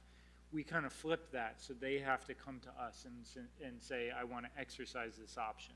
So since we put the onus on the resident, we said, let's give them some extra time to be able to go back and look at what the bids were, figure out if they're 10%, and give them that, just to kind of be a little fairer to somebody, because maybe they put the bid in a month ago and, now it's getting open today. And, to give them the option and a little extra leeway in order to try to figure that out. Okay. Thank you. Councilor Lopez? Thank you, Madam Mayor. Councilor Kasikowski, how do we define South Windsor business? And my question has to do with any bigger business can probably easily incorporate as a South Windsor business and then bid it itself. Mike? So that was one of the terms that we changed, taking out business and changing it to bidder, South Windsor bidder, with the idea that not only kind of ensures that somebody's actually in town here, but also the idea that it kind of incorporates those smaller mom and pop shops, because maybe somebody, for example, the farm instance that Councilor Kozakowski brought up, maybe that individual is not like a formalized business. Maybe it's a family-run type thing. This way, they have the opportunity to just, they're still eligible. So that's why we're trying to change the term to bidder. Any other questions? Mr. Excuse me. Mr. Maniscalco, you've already reviewed this document here? Have you gone over all of this? Yes, I helped put it together. Oh, you did? Okay. And the next step would be our input. And since we just received this and it is a discussion item, I'm going to ask that the counselors send their input into you, the ones that are not here, so they have the opportunity. That would be great. And then we can go ahead. You can keep us via email. And then the next step would be to send it on to the town attorney for an approval on the ordinance, on the corrections and the legality and all that stuff. Sounds good. All right. Is that good, Mr. Kutzka? Okay. Good, Councilor very good. Thank you very much. Thank you. Okay, moving on, we have 13D, resolution authorizing the sale, donation, and disposal of surplus vehicles. Councilor Kubaski. Thank you, Madam Mayor. Item 13D, resolution authorizing the sale, donation, or disposal of surplus vehicles. Be it resolved that the South Windsor Town Council hereby declares the following vehicles to be surplus equipment as shown in attached Exhibit A, and authorizes Town Manager Michael Maniscalco to sell, donate, or otherwise dispose of these vehicles. Is there a second? Second. Is there any discussion? Any questions? Mr. Maniscalco, would you like to speak of these, please? Sure. So in your packet, you have a list of, what do we have? 1, 2, 3, 4, 5, 6, 7 items that are basically met their useful life. In a lot of cases, the repairs exceed the cost of the value of the actual item, or they're no longer used. Basically, this is determined by our fleet manager, Chuck Marshall, who was up here earlier. Essentially what we'll try to do is, if we can, we'll auction them off or sell them. If not, we'll just dispose of them as trash and get whatever value we can out of them. Okay. Is there any other discussion or questions? Not seeing any. All those in favor? Aye. Any opposed? Not hearing any. The motion carries. Moving on to 13E, resolution appointing the town attorney, Councilor Lydecker. Thank you, Madam Mayor. Be it resolved that the South Windsor Town Council appoints Updike, Kelly, and Spellacy to the position of Town Attorney for the Town of South Windsor, and be it further resolved that this appointment is in accordance with Chapter 5, Section 501 of the Town Charter, and in accordance with the terms agreed to by the Town Council. Is there a second? Is there any discussion? Corrections? I'm not hearing any. All those in favor? Actually, if we may, Madam Mayor, if we Yes. can just, I think there were some concerns from some residents with regards to this appointment. So if maybe Mr. Maniscalco can address what some of those concerns are and how they've been remediated by this firm. Correct. So I think the concerns you're referring to are in relation to the 25 Talbot Lane hearings that occurred with planning and zoning. The firm Updike Kelly has, I believe, 50 attorneys.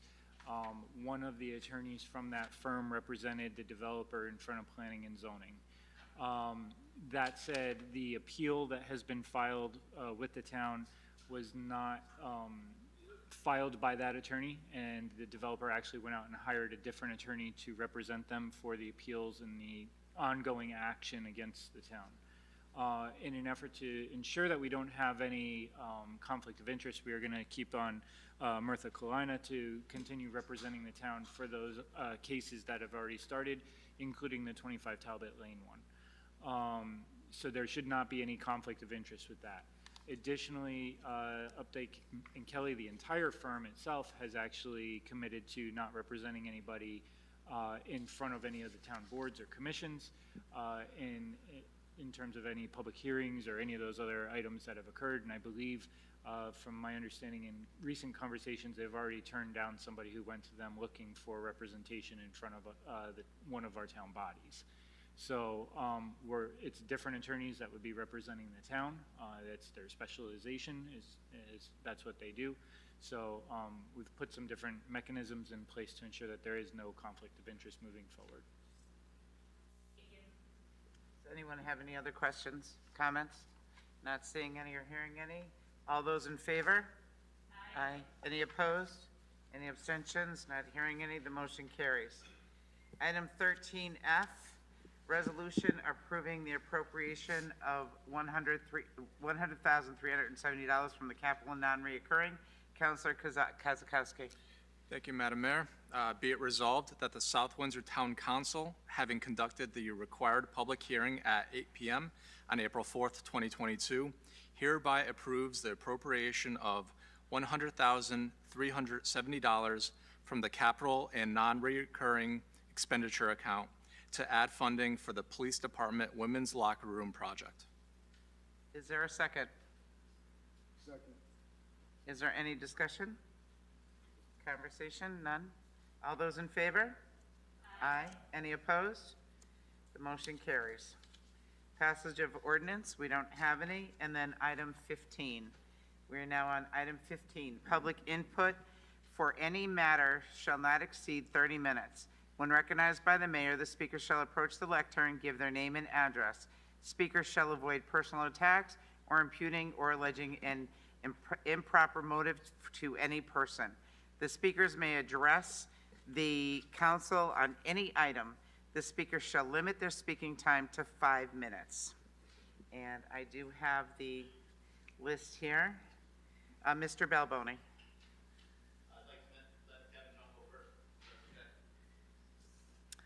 Kevin, that was your name on the other sign-up sheet. I'm sorry. Or was. I read it wrong. It's okay. I apologize. No worries. Kevin Chung, Diane Drive, says, I've come to discuss the blatant abuse of authority displayed by members of this town council. I would just like to clarify this is not about politics, but about a moral compass which appears to be broken or lacking for many of you. The town manager attempted to intimidate and silence a member of this community, a pregnant woman, by having one of his minions call the police because she refused to wear a mask while having prior knowledge that she had a medical exemption. This act in itself was reprehensible and cowardly, not to mention would have been a violation of her First Amendment right if she was not allowed to speak or prevented from entering town hall. Members of town government seem to view the police department as their personal enforcers against residents who hold differing opinions or who challenges them in the proper forum, which would be town council meetings. I hope this message is heard by our law enforcement officers, because I'm not the only one that has this perception. But the abuse of authority doesn't end there. The town deputy mayor has recently been the focus of the muffin incident that has somehow evolved into a racial issue. The deputy mayor used his title and close association with the police to try and intimidate the clerk of a 7-Eleven, who just so happens to be a person of color as well. The deputy mayor is a person who has said, in order for volunteers to serve on the various town boards, they need to have cool heads. But yet, he gets into a verbal altercation over the price of coffee and muffins, and then, allegedly, his wife calls and threatens the clerk with statements like, "You mess with the wrong effing person." I find it interesting that the witnesses to this incident, who both gave separate statements, indicated that the deputy mayor was the one who conducted himself poorly. Instead of taking ownership of his actions, he turned it into a racial issue to once again intimidate and smear the character of those individuals. This is what you can expect from this man. If he doesn't like what you say or represent, then suddenly you're a racist. Well, I guess that makes me one as well, right, Deputy Mayor? I could go on, but I believe my point has been made. When tyrants and people of poor character are elected to these positions, don't expect much. Thank you, Mr. Chung. Mr. Balboni? Mr.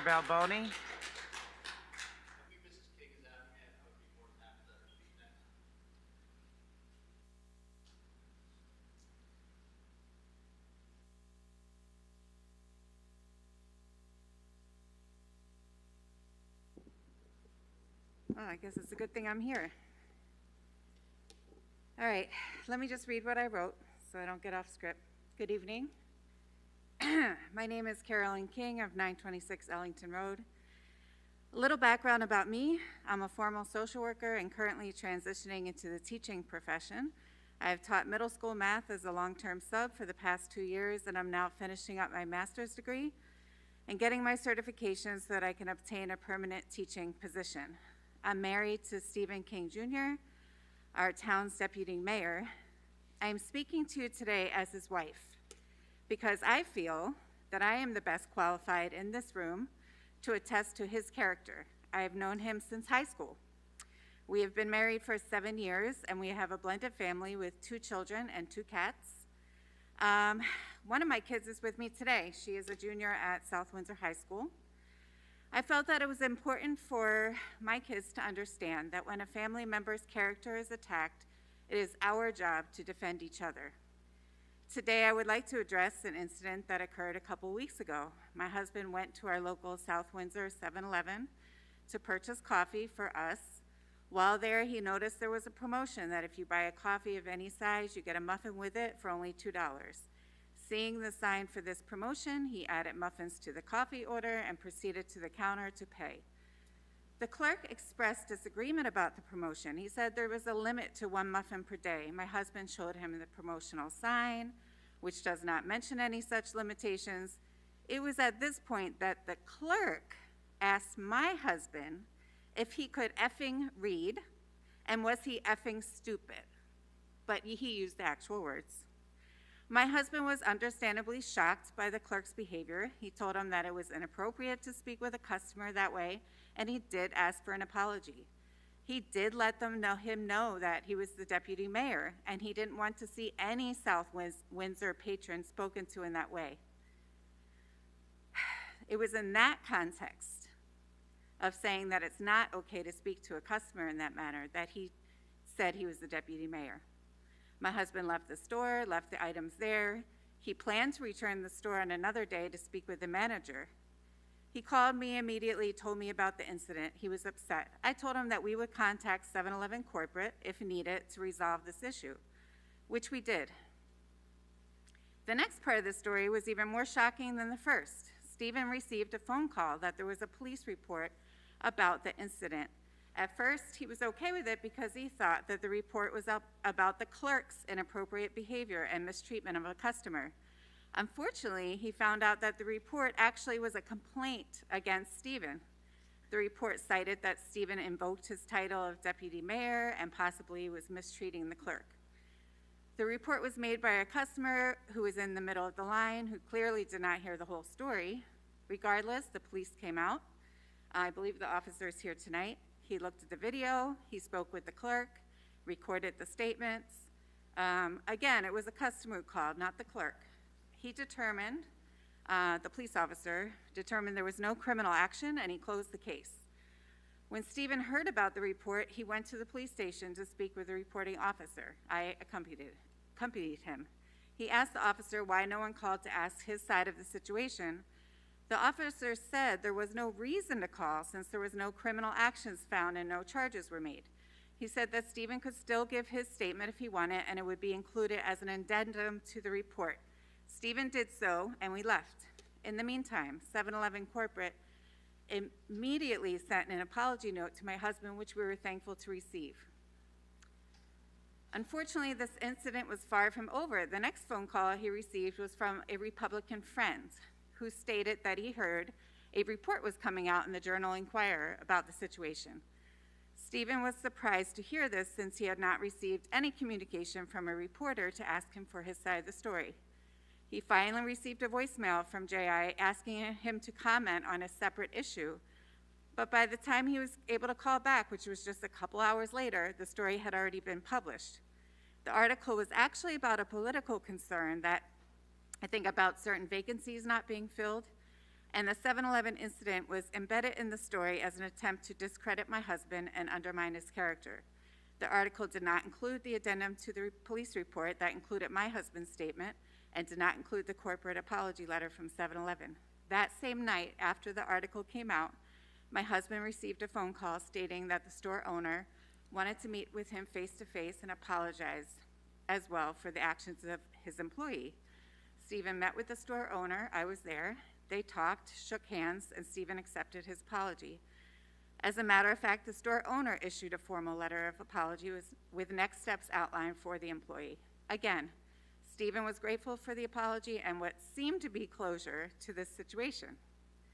However, people online, as people online do, took the JI version of the story and ran with it. They have attacked my husband, as you heard tonight, calling him names, asking him to resign from his position. They took the word of one lady over my husband, over the 7-Eleven owner, and over the police officer.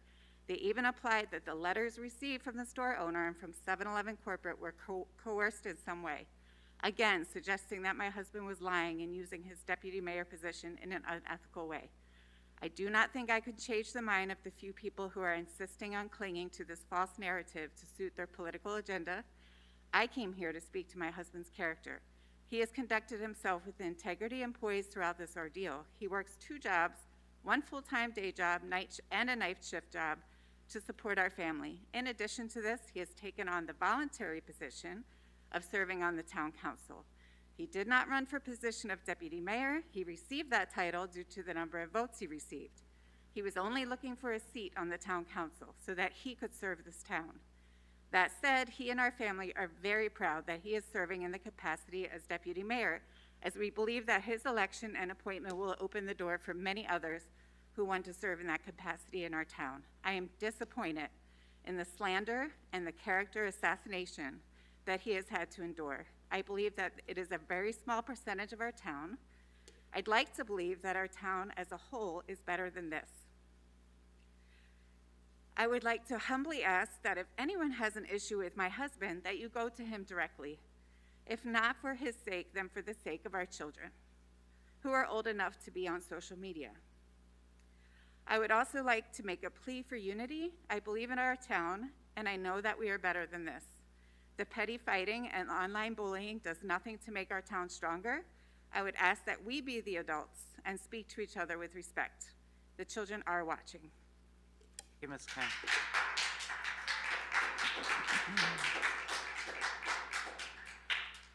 Mr. Balboni?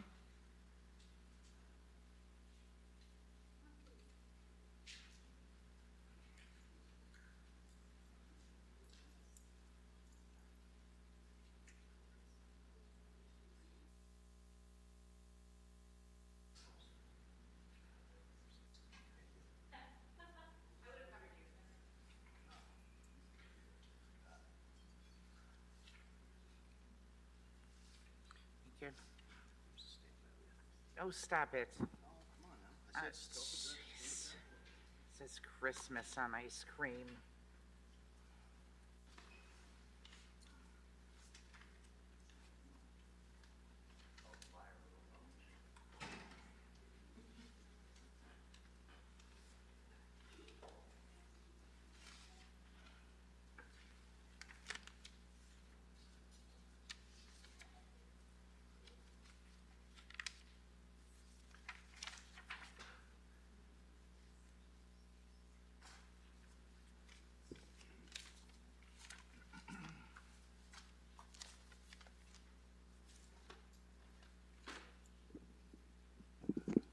Rick Balboni. I still live at 23 Debbie Drive. Since the beginning of the meeting, nothing's changed. So I don't have much to say except for I wanted to read a couple things that I found. Abuse of power, I don't know if that's exactly what I want to speak to, but I want to know why the chief is texting our town manager here that King is here for a copy of the case report, and I wasn't going to go out and talk to him unless you think I should. I don't see a reply here, so I don't know if there's something missing, but then he just said he just left. I was just curious, does he need your permission to go out there and talk to King or anything? I just wanted to know. Then the other thing I have here is a email from the chief to the PD command. Gentlemen, it sounds like the deputy mayor's case is getting a life of its own on social media. several people calling for his resignation, etc. The town manager and assistant town manager are concerned of the possibility of protests and/or damage to town hall or the surrounding area. Please notify those under your respective commands to provide extra attention to the area of town hall. The traditional protest spots in the area deputy mayor's home should be in next gen. We do not need to park a cruiser in his driveway, but it makes sense to give extra attention to the area. If a protest starts, we all know the drill. I still plan on traveling out of state with my phone this weekend. Barring any developments, I should be home until mid and late morning tomorrow. Brian, if anything comes up, you have the helm.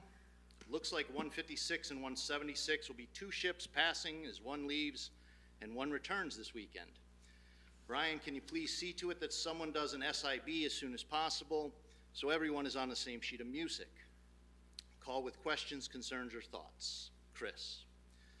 An SIB, for those that don't know, is a special information bulletin, and I actually have that as well. That reads, which probably some of this should have been redacted. I don't know if they messed up, but I'm not going to read the parts I don't think should be read. But basically it says, based on concerns from social media commentary regarding Stephen King, Deputy Mayor, extra attention to the residents at blankety blank blank blank and Town Hall is requested. Concerns for protests. Citizens are calling for him to resign. Any and all calls from politicians, please advise the chain of command. Notification to the command staff for any calls pertaining to this over the weekend. All of that I just think is a total waste of our police resources. They have better things to do than try to protect the town hall from our side. That's for certain. We are not Antifa or BLM. We don't take over cities. We don't burn down buildings. That doesn't happen. I'm actually disgusted by this. Totally disgusted and insulted.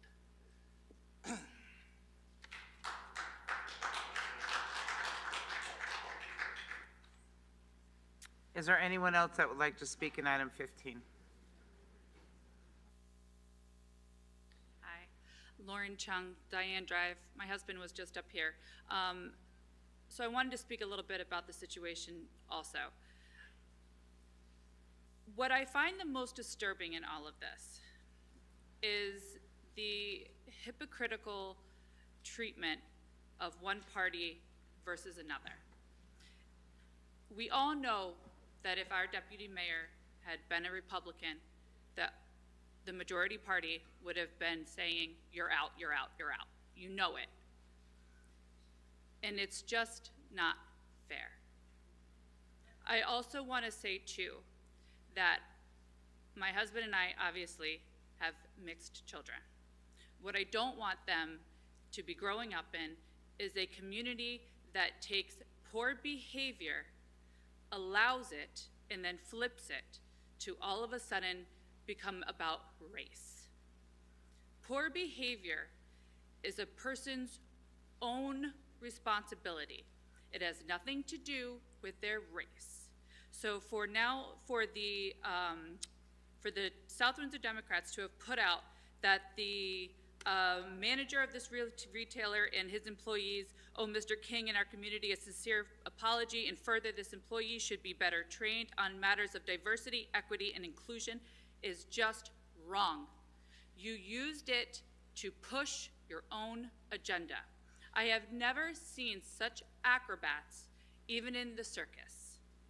You guys took what was just deplorable, honest, deplorable behavior, and you were able to not only get an apology out of the company that did nothing wrong, then you were able to excuse the behavior, then you were able to turn it into a racial issue. That's just the lowest of the low. How low can you possibly go? I'm sorry, but that is just inexcusable. I will not allow my children to grow up in a town that think that everything in this world comes down to color, race, or creed, religion. None of that matters. It's all personal responsibility. It is who you are on the inside. It is how you portray yourself when you come up to any person, whether it is the clerk at a 7-Eleven, the mayor herself, the town manager, anyone. It is how you conduct yourself. And we can have disputes. That's allowed. That is a part of our democracy. Have disputes and have heated debate. That's the only way that we can actually come to any type of an agreement on anything. It's actually a beautiful part of our democracy, is just talking to each other. But to change things and to be hypocritical about things and to hold one side only accountable for behavior and to not hold the other side is wrong. And that is not how you get anything done in a town as beautiful as this town. I find it also interesting that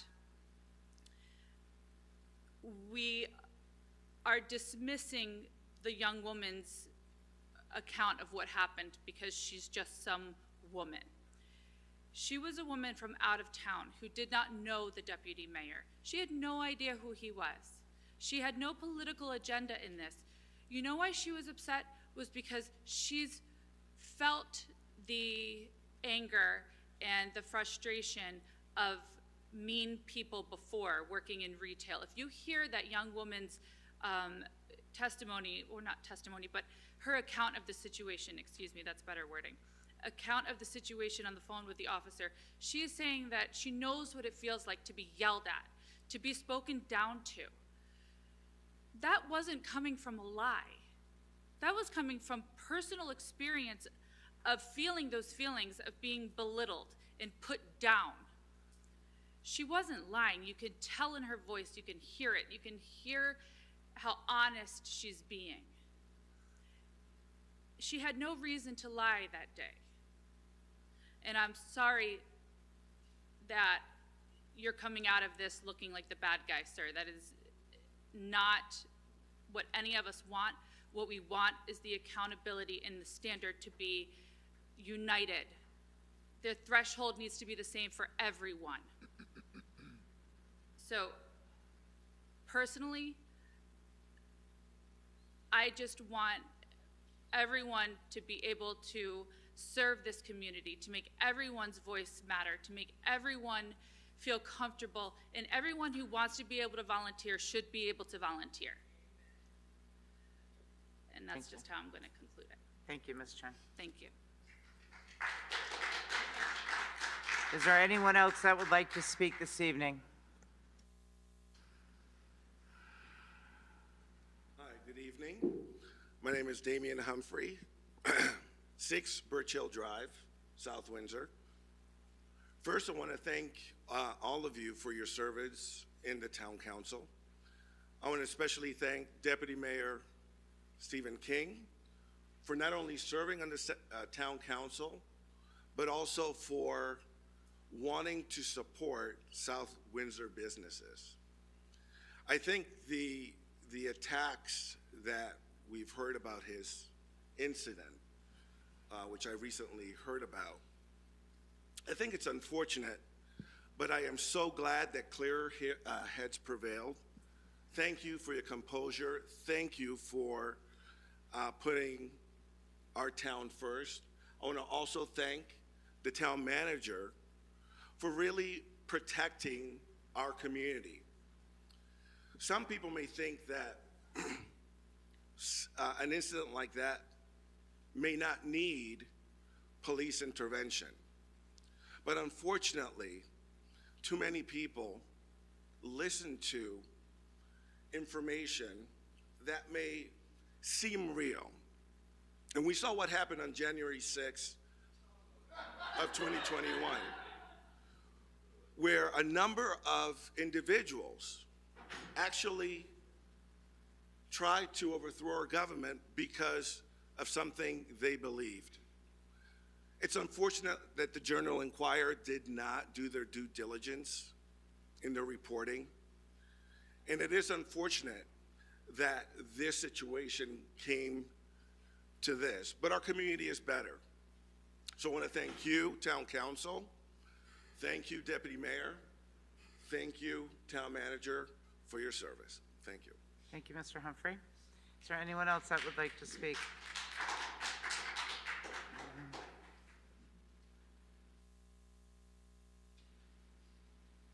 Ms. Jane?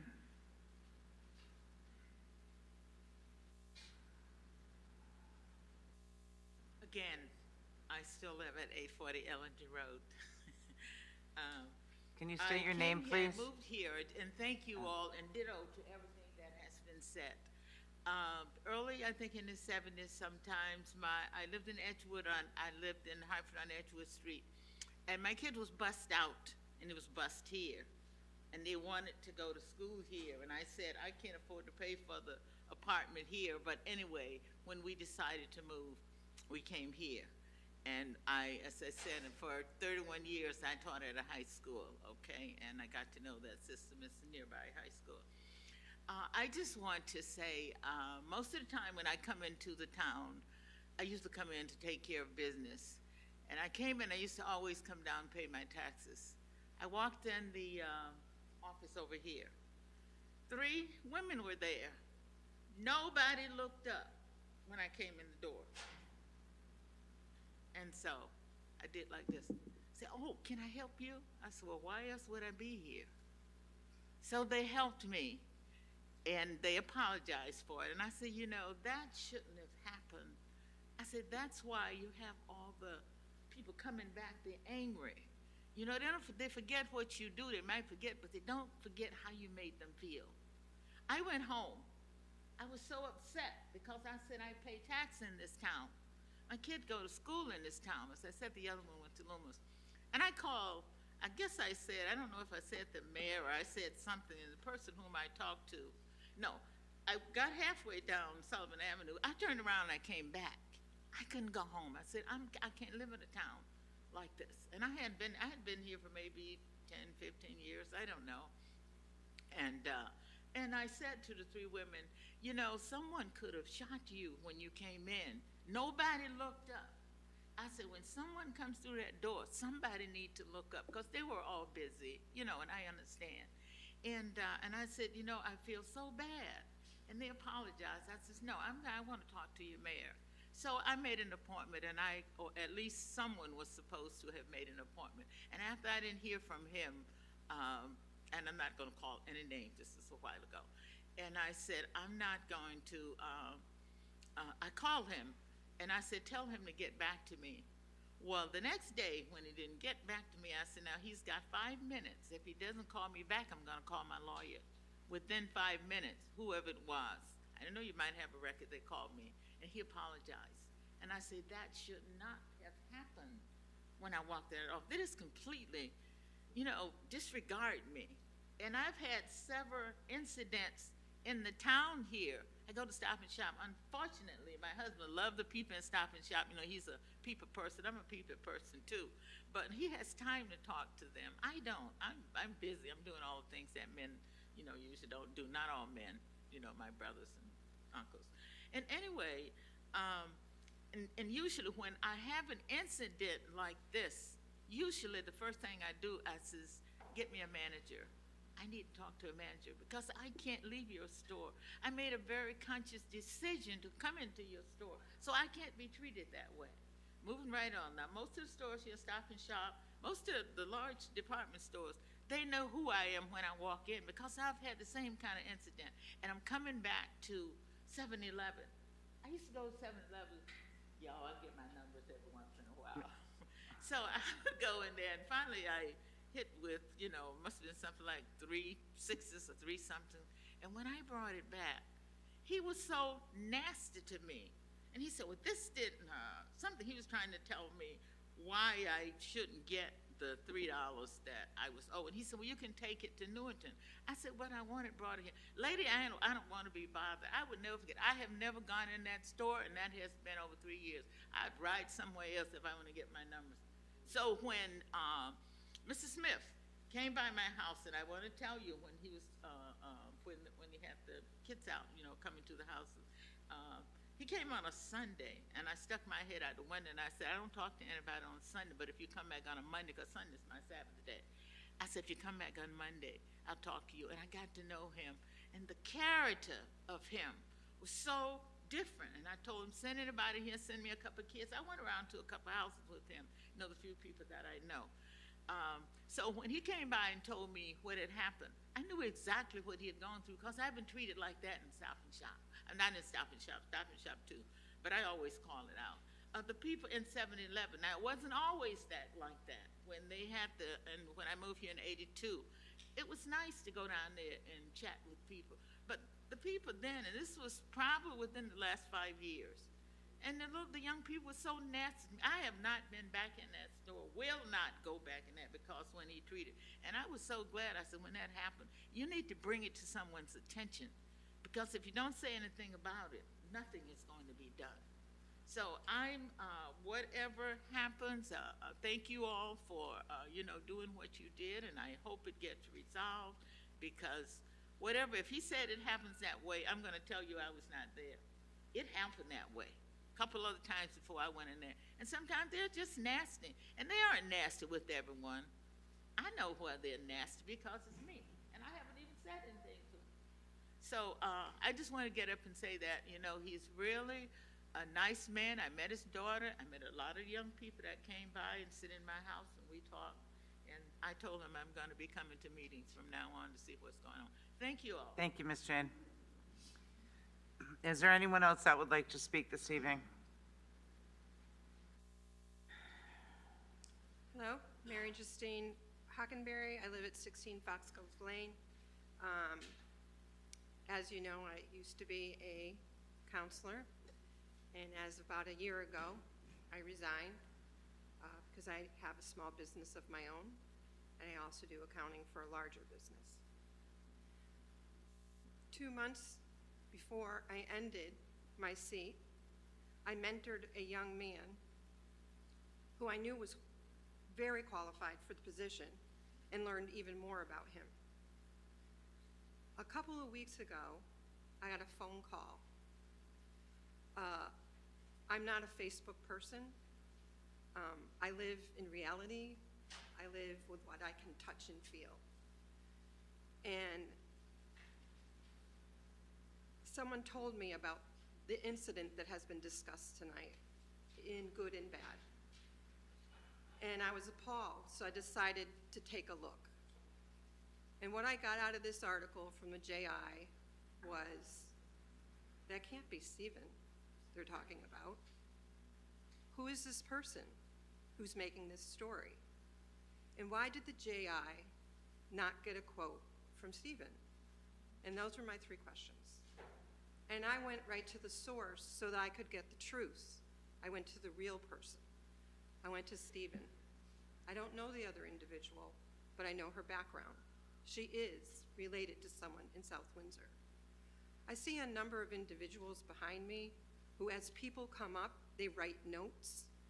They try and interrogate and tear apart people.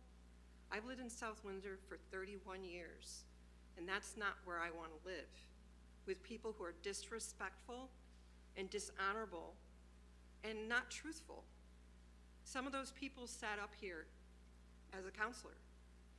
And I just feel that our town, our townspeople, our children who are hearing all of this, we are better than that, much better. I am a woman. I have white privilege. I can walk in anywhere I want, and I will be treated very differently than someone of color. I have a gentleman in my life who is of color. I have a niece who is from Africa. I have another niece who is half African American. I have another niece who's Cherokee Indian. Does that make me better than you? No, it doesn't. But I stand up and advocate for those who can't stand up for themselves when they're smeared and slandered.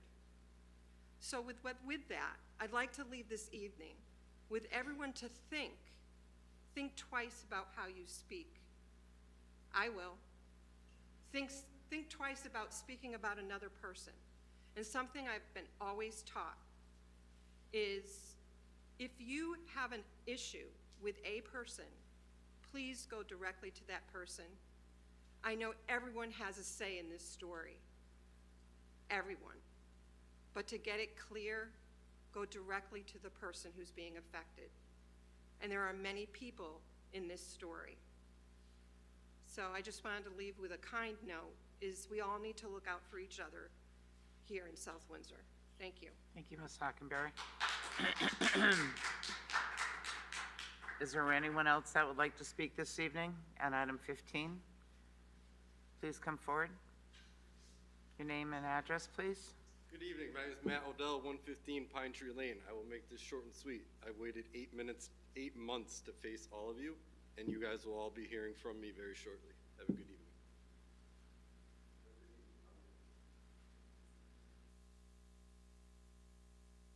I didn't get his name. Did anyone get his name? I didn't get his name. I'm sorry, I didn't hear his name. Okay. Does anyone else like to speak? Excuse me, Mr. Humphreys. Mr. Edwards, no, Mr. Humphreys has already spoken. Mr. Edwards, you have not spoken as of yet, so go right ahead. I spoke earlier. Well, that's okay. You can go now. Dan Edwards, 131 Hilton Drive. Thank you again, all of you, for your service, specifically Councilor Lydecker, who herself was appointed 4 years ago. I think it was about 4 years ago after a lapse in judgment. I was there at the October 2018 meeting, speaking highly in favor of Councilor Lydecker. I still appreciate her and all her efforts and what she brings to the table. The councilor who she replaced, I voted for. I regretted my vote.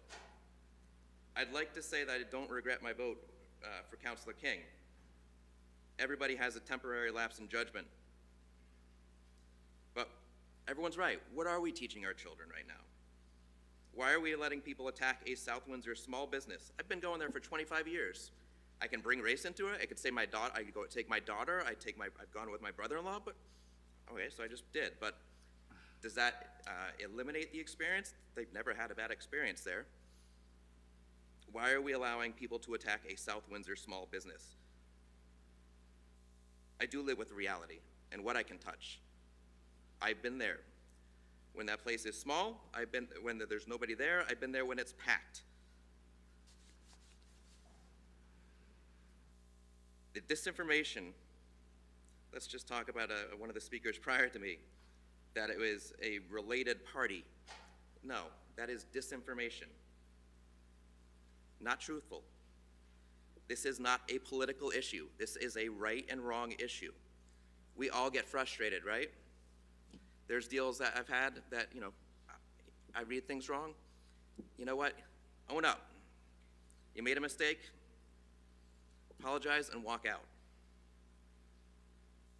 Last week, or excuse me, 2 meetings ago, how did I, little did I realize that my words would actually have new meaning. Like I said in the second public input, blink if you can hear me.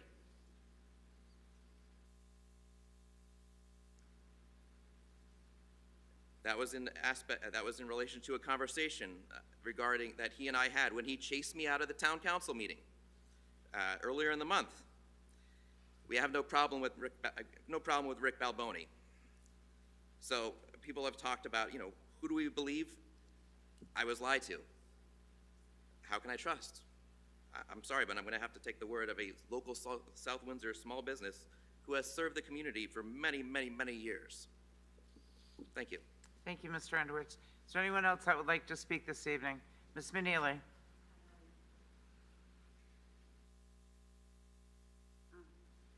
Thank you for this chance to talk. What we've seen here tonight is that if you want to find out information, you go to the person that it's about. And so Mr. Balboni has actually asked the counselors and why they're not allowing him to serve. He has proven himself in quite a few different capacities, and yet every time he's put up for an appointment to a commission or something like that, he's denied. It doesn't make any sense. It shouldn't matter how you counselors feel personally about the person, and the same with Ms. Stelnicki. She's served on the commission for 19 years and never had a problem. If you have a problem with her personally, that's one thing, but when she's offering to help out the town and she's proven herself to be a viable person in that capacity, I don't understand why, when they've asked for the reasons why, they've been denied. They've asked in writing, they've asked in email, they've asked by a phone call. They're not getting any response. It doesn't seem quite fair that now when another issue comes up, the point is go to the person that it's about, and you'll hear that person's point of view, and that's how I conduct myself. I don't take the word of everybody else, and no matter how I feel about Del Nicky or Mr. Balboni, I think they've proven themselves in different capacities to come up and to serve that town. I think that they deserve something, and now because they've been denied this one, they can't be a part of that committee during this session. It doesn't make any sense. I don't understand. But then they're told to join a different committee that doesn't have as much impact as the town as they want to make. They want to make an impact on this town. They've proven themselves, and I think they're at least entitled to a reason why they're being denied. And if it's personal, I think that's wrong, but that's my own opinion. And thank you very much. And I think if somebody has a problem with something or they want more information, they need to go to the person that it's about, and you'll get the straight answer. And then you make your own judgments. And just stay off social media. That's just for cowards. That's just simply for cowards. And you can hide behind that. You can change your name. You can do all sorts of stuff and say things that they don't really mean and that are hurtful and spiteful. And where is that getting you? That's not saying anything about your character. But you're going to hide your name, then we don't even know who you are. You just make those kind of statements. That's wrong. What are we teaching the children of this town? We're building these great schools. All these people are coming into this town because of our schools. And so we have a lot of children in this town. We should be models. We should be modeling behavior. And if you have a problem with somebody, you need to tell them what your problem is. And maybe not in this particular venue, because all you have to do is say yes or no, because I've been on that side before. But after, if they've decided that they want to still keep on continuing to put their names up, why are they being denied that? There are plenty of people who have, character flaws, who have done things that, maybe some people don't agree with, but they've been given another chance. Well, maybe it's time that we give some of the people who've been put up another chance too, and put personal thoughts aside about that person's character. And just, if they're willing to try it, give them a chance. Thank you. Thank you, Ms. Manillan. Anyone else like to speak in item 15 for any items that are not on the agenda? Anyone else like to speak? Going for a third time, is there any other speakers under item 15, public input for items not on the agenda? Not seeing any, I'd like to read an email that was received by us council members, please. It says, good afternoon, please read aloud my email into public record and submit it. My name is Marie Galvin Kennedy. I'm a resident here in South Windsor. I would like to address the town council in regards to the latest despicable and outrageous behavior of the deputy mayor. As an interracial woman, I take great pride when an important position is held by a Black American or interracial individual. There's some reasons for this. One, because it shows that this country is not systematically racist. Two, it is a great example to our young youth and young adults within our community to see that they too can hold positions, whether it be voluntary or paid, that will make a difference within our community. And as I stated before, it is completely shreds and eliminates the ideology that this country is systematically racist or that racism is alive and well. With that being said, you can imagine how appalled I was that the deputy mayor had the audacity to not only pull the race card, but to use his voluntary public position to intimidate and bully a neighbor within our community to try and get his own way. To take it a step further, he tried to influence a member of our community into being his accomplice in theft by wanting more than he was entitled to and for free. But then he further traveled down the rabbit hole of this already obvious demoralized character by contacting fellow conspirators to call the neighbor/employee and threaten him by stating that he didn't know who he was blank messing with. and as of today, he is still holding the position of deputy mayor. Not only that, but the facts behind this incident have shown that the Democratic Party of this town pressured the owner of the business to write an apology to him when the employee involved in this incident was not in the wrong. As a resident of South Windsor, I am embarrassed of the behavior of Mr. King. Is this the look that you want for our town? By allowing him to stay in the position, you are sending a clear message that following the rules are not for, but for thee, and throwing a tantrum all, while crying some false make-believe race victimology is acceptable.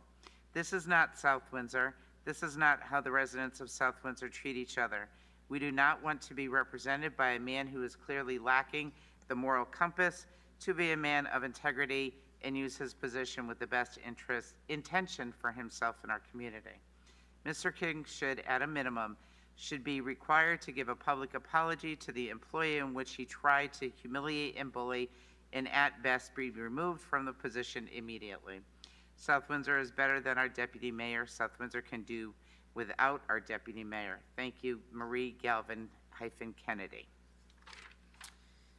Thank you. Is there anyone else that would like to speak this evening? Not seeing any. We will move on in our agenda to item number 16, communications from the council, and not seeing any. We will move on to item number 17, which is 17B. Deputy Mayor King, please. Thank you, Madam Mayor. Move that we go into executive session to discuss the possible purchase of real estate for the town pursuant to Connecticut General Statutes 1-210B 7 Nutmeg Road. I invite the town manager, Michael Maniscalco, the assistant town manager, Mrs. Perry, and assistant town manager, Mr. Roberts, as well as any other appropriate personnel that are deemed necessary. Is there a second? Is there any discussion? Not seeing any. We will be moving into, all those in favor? Aye. Okay. Any opposed? Not seeing any. The motion carries. We will be going into executive session and adjourning from there. So thank you and have a good night.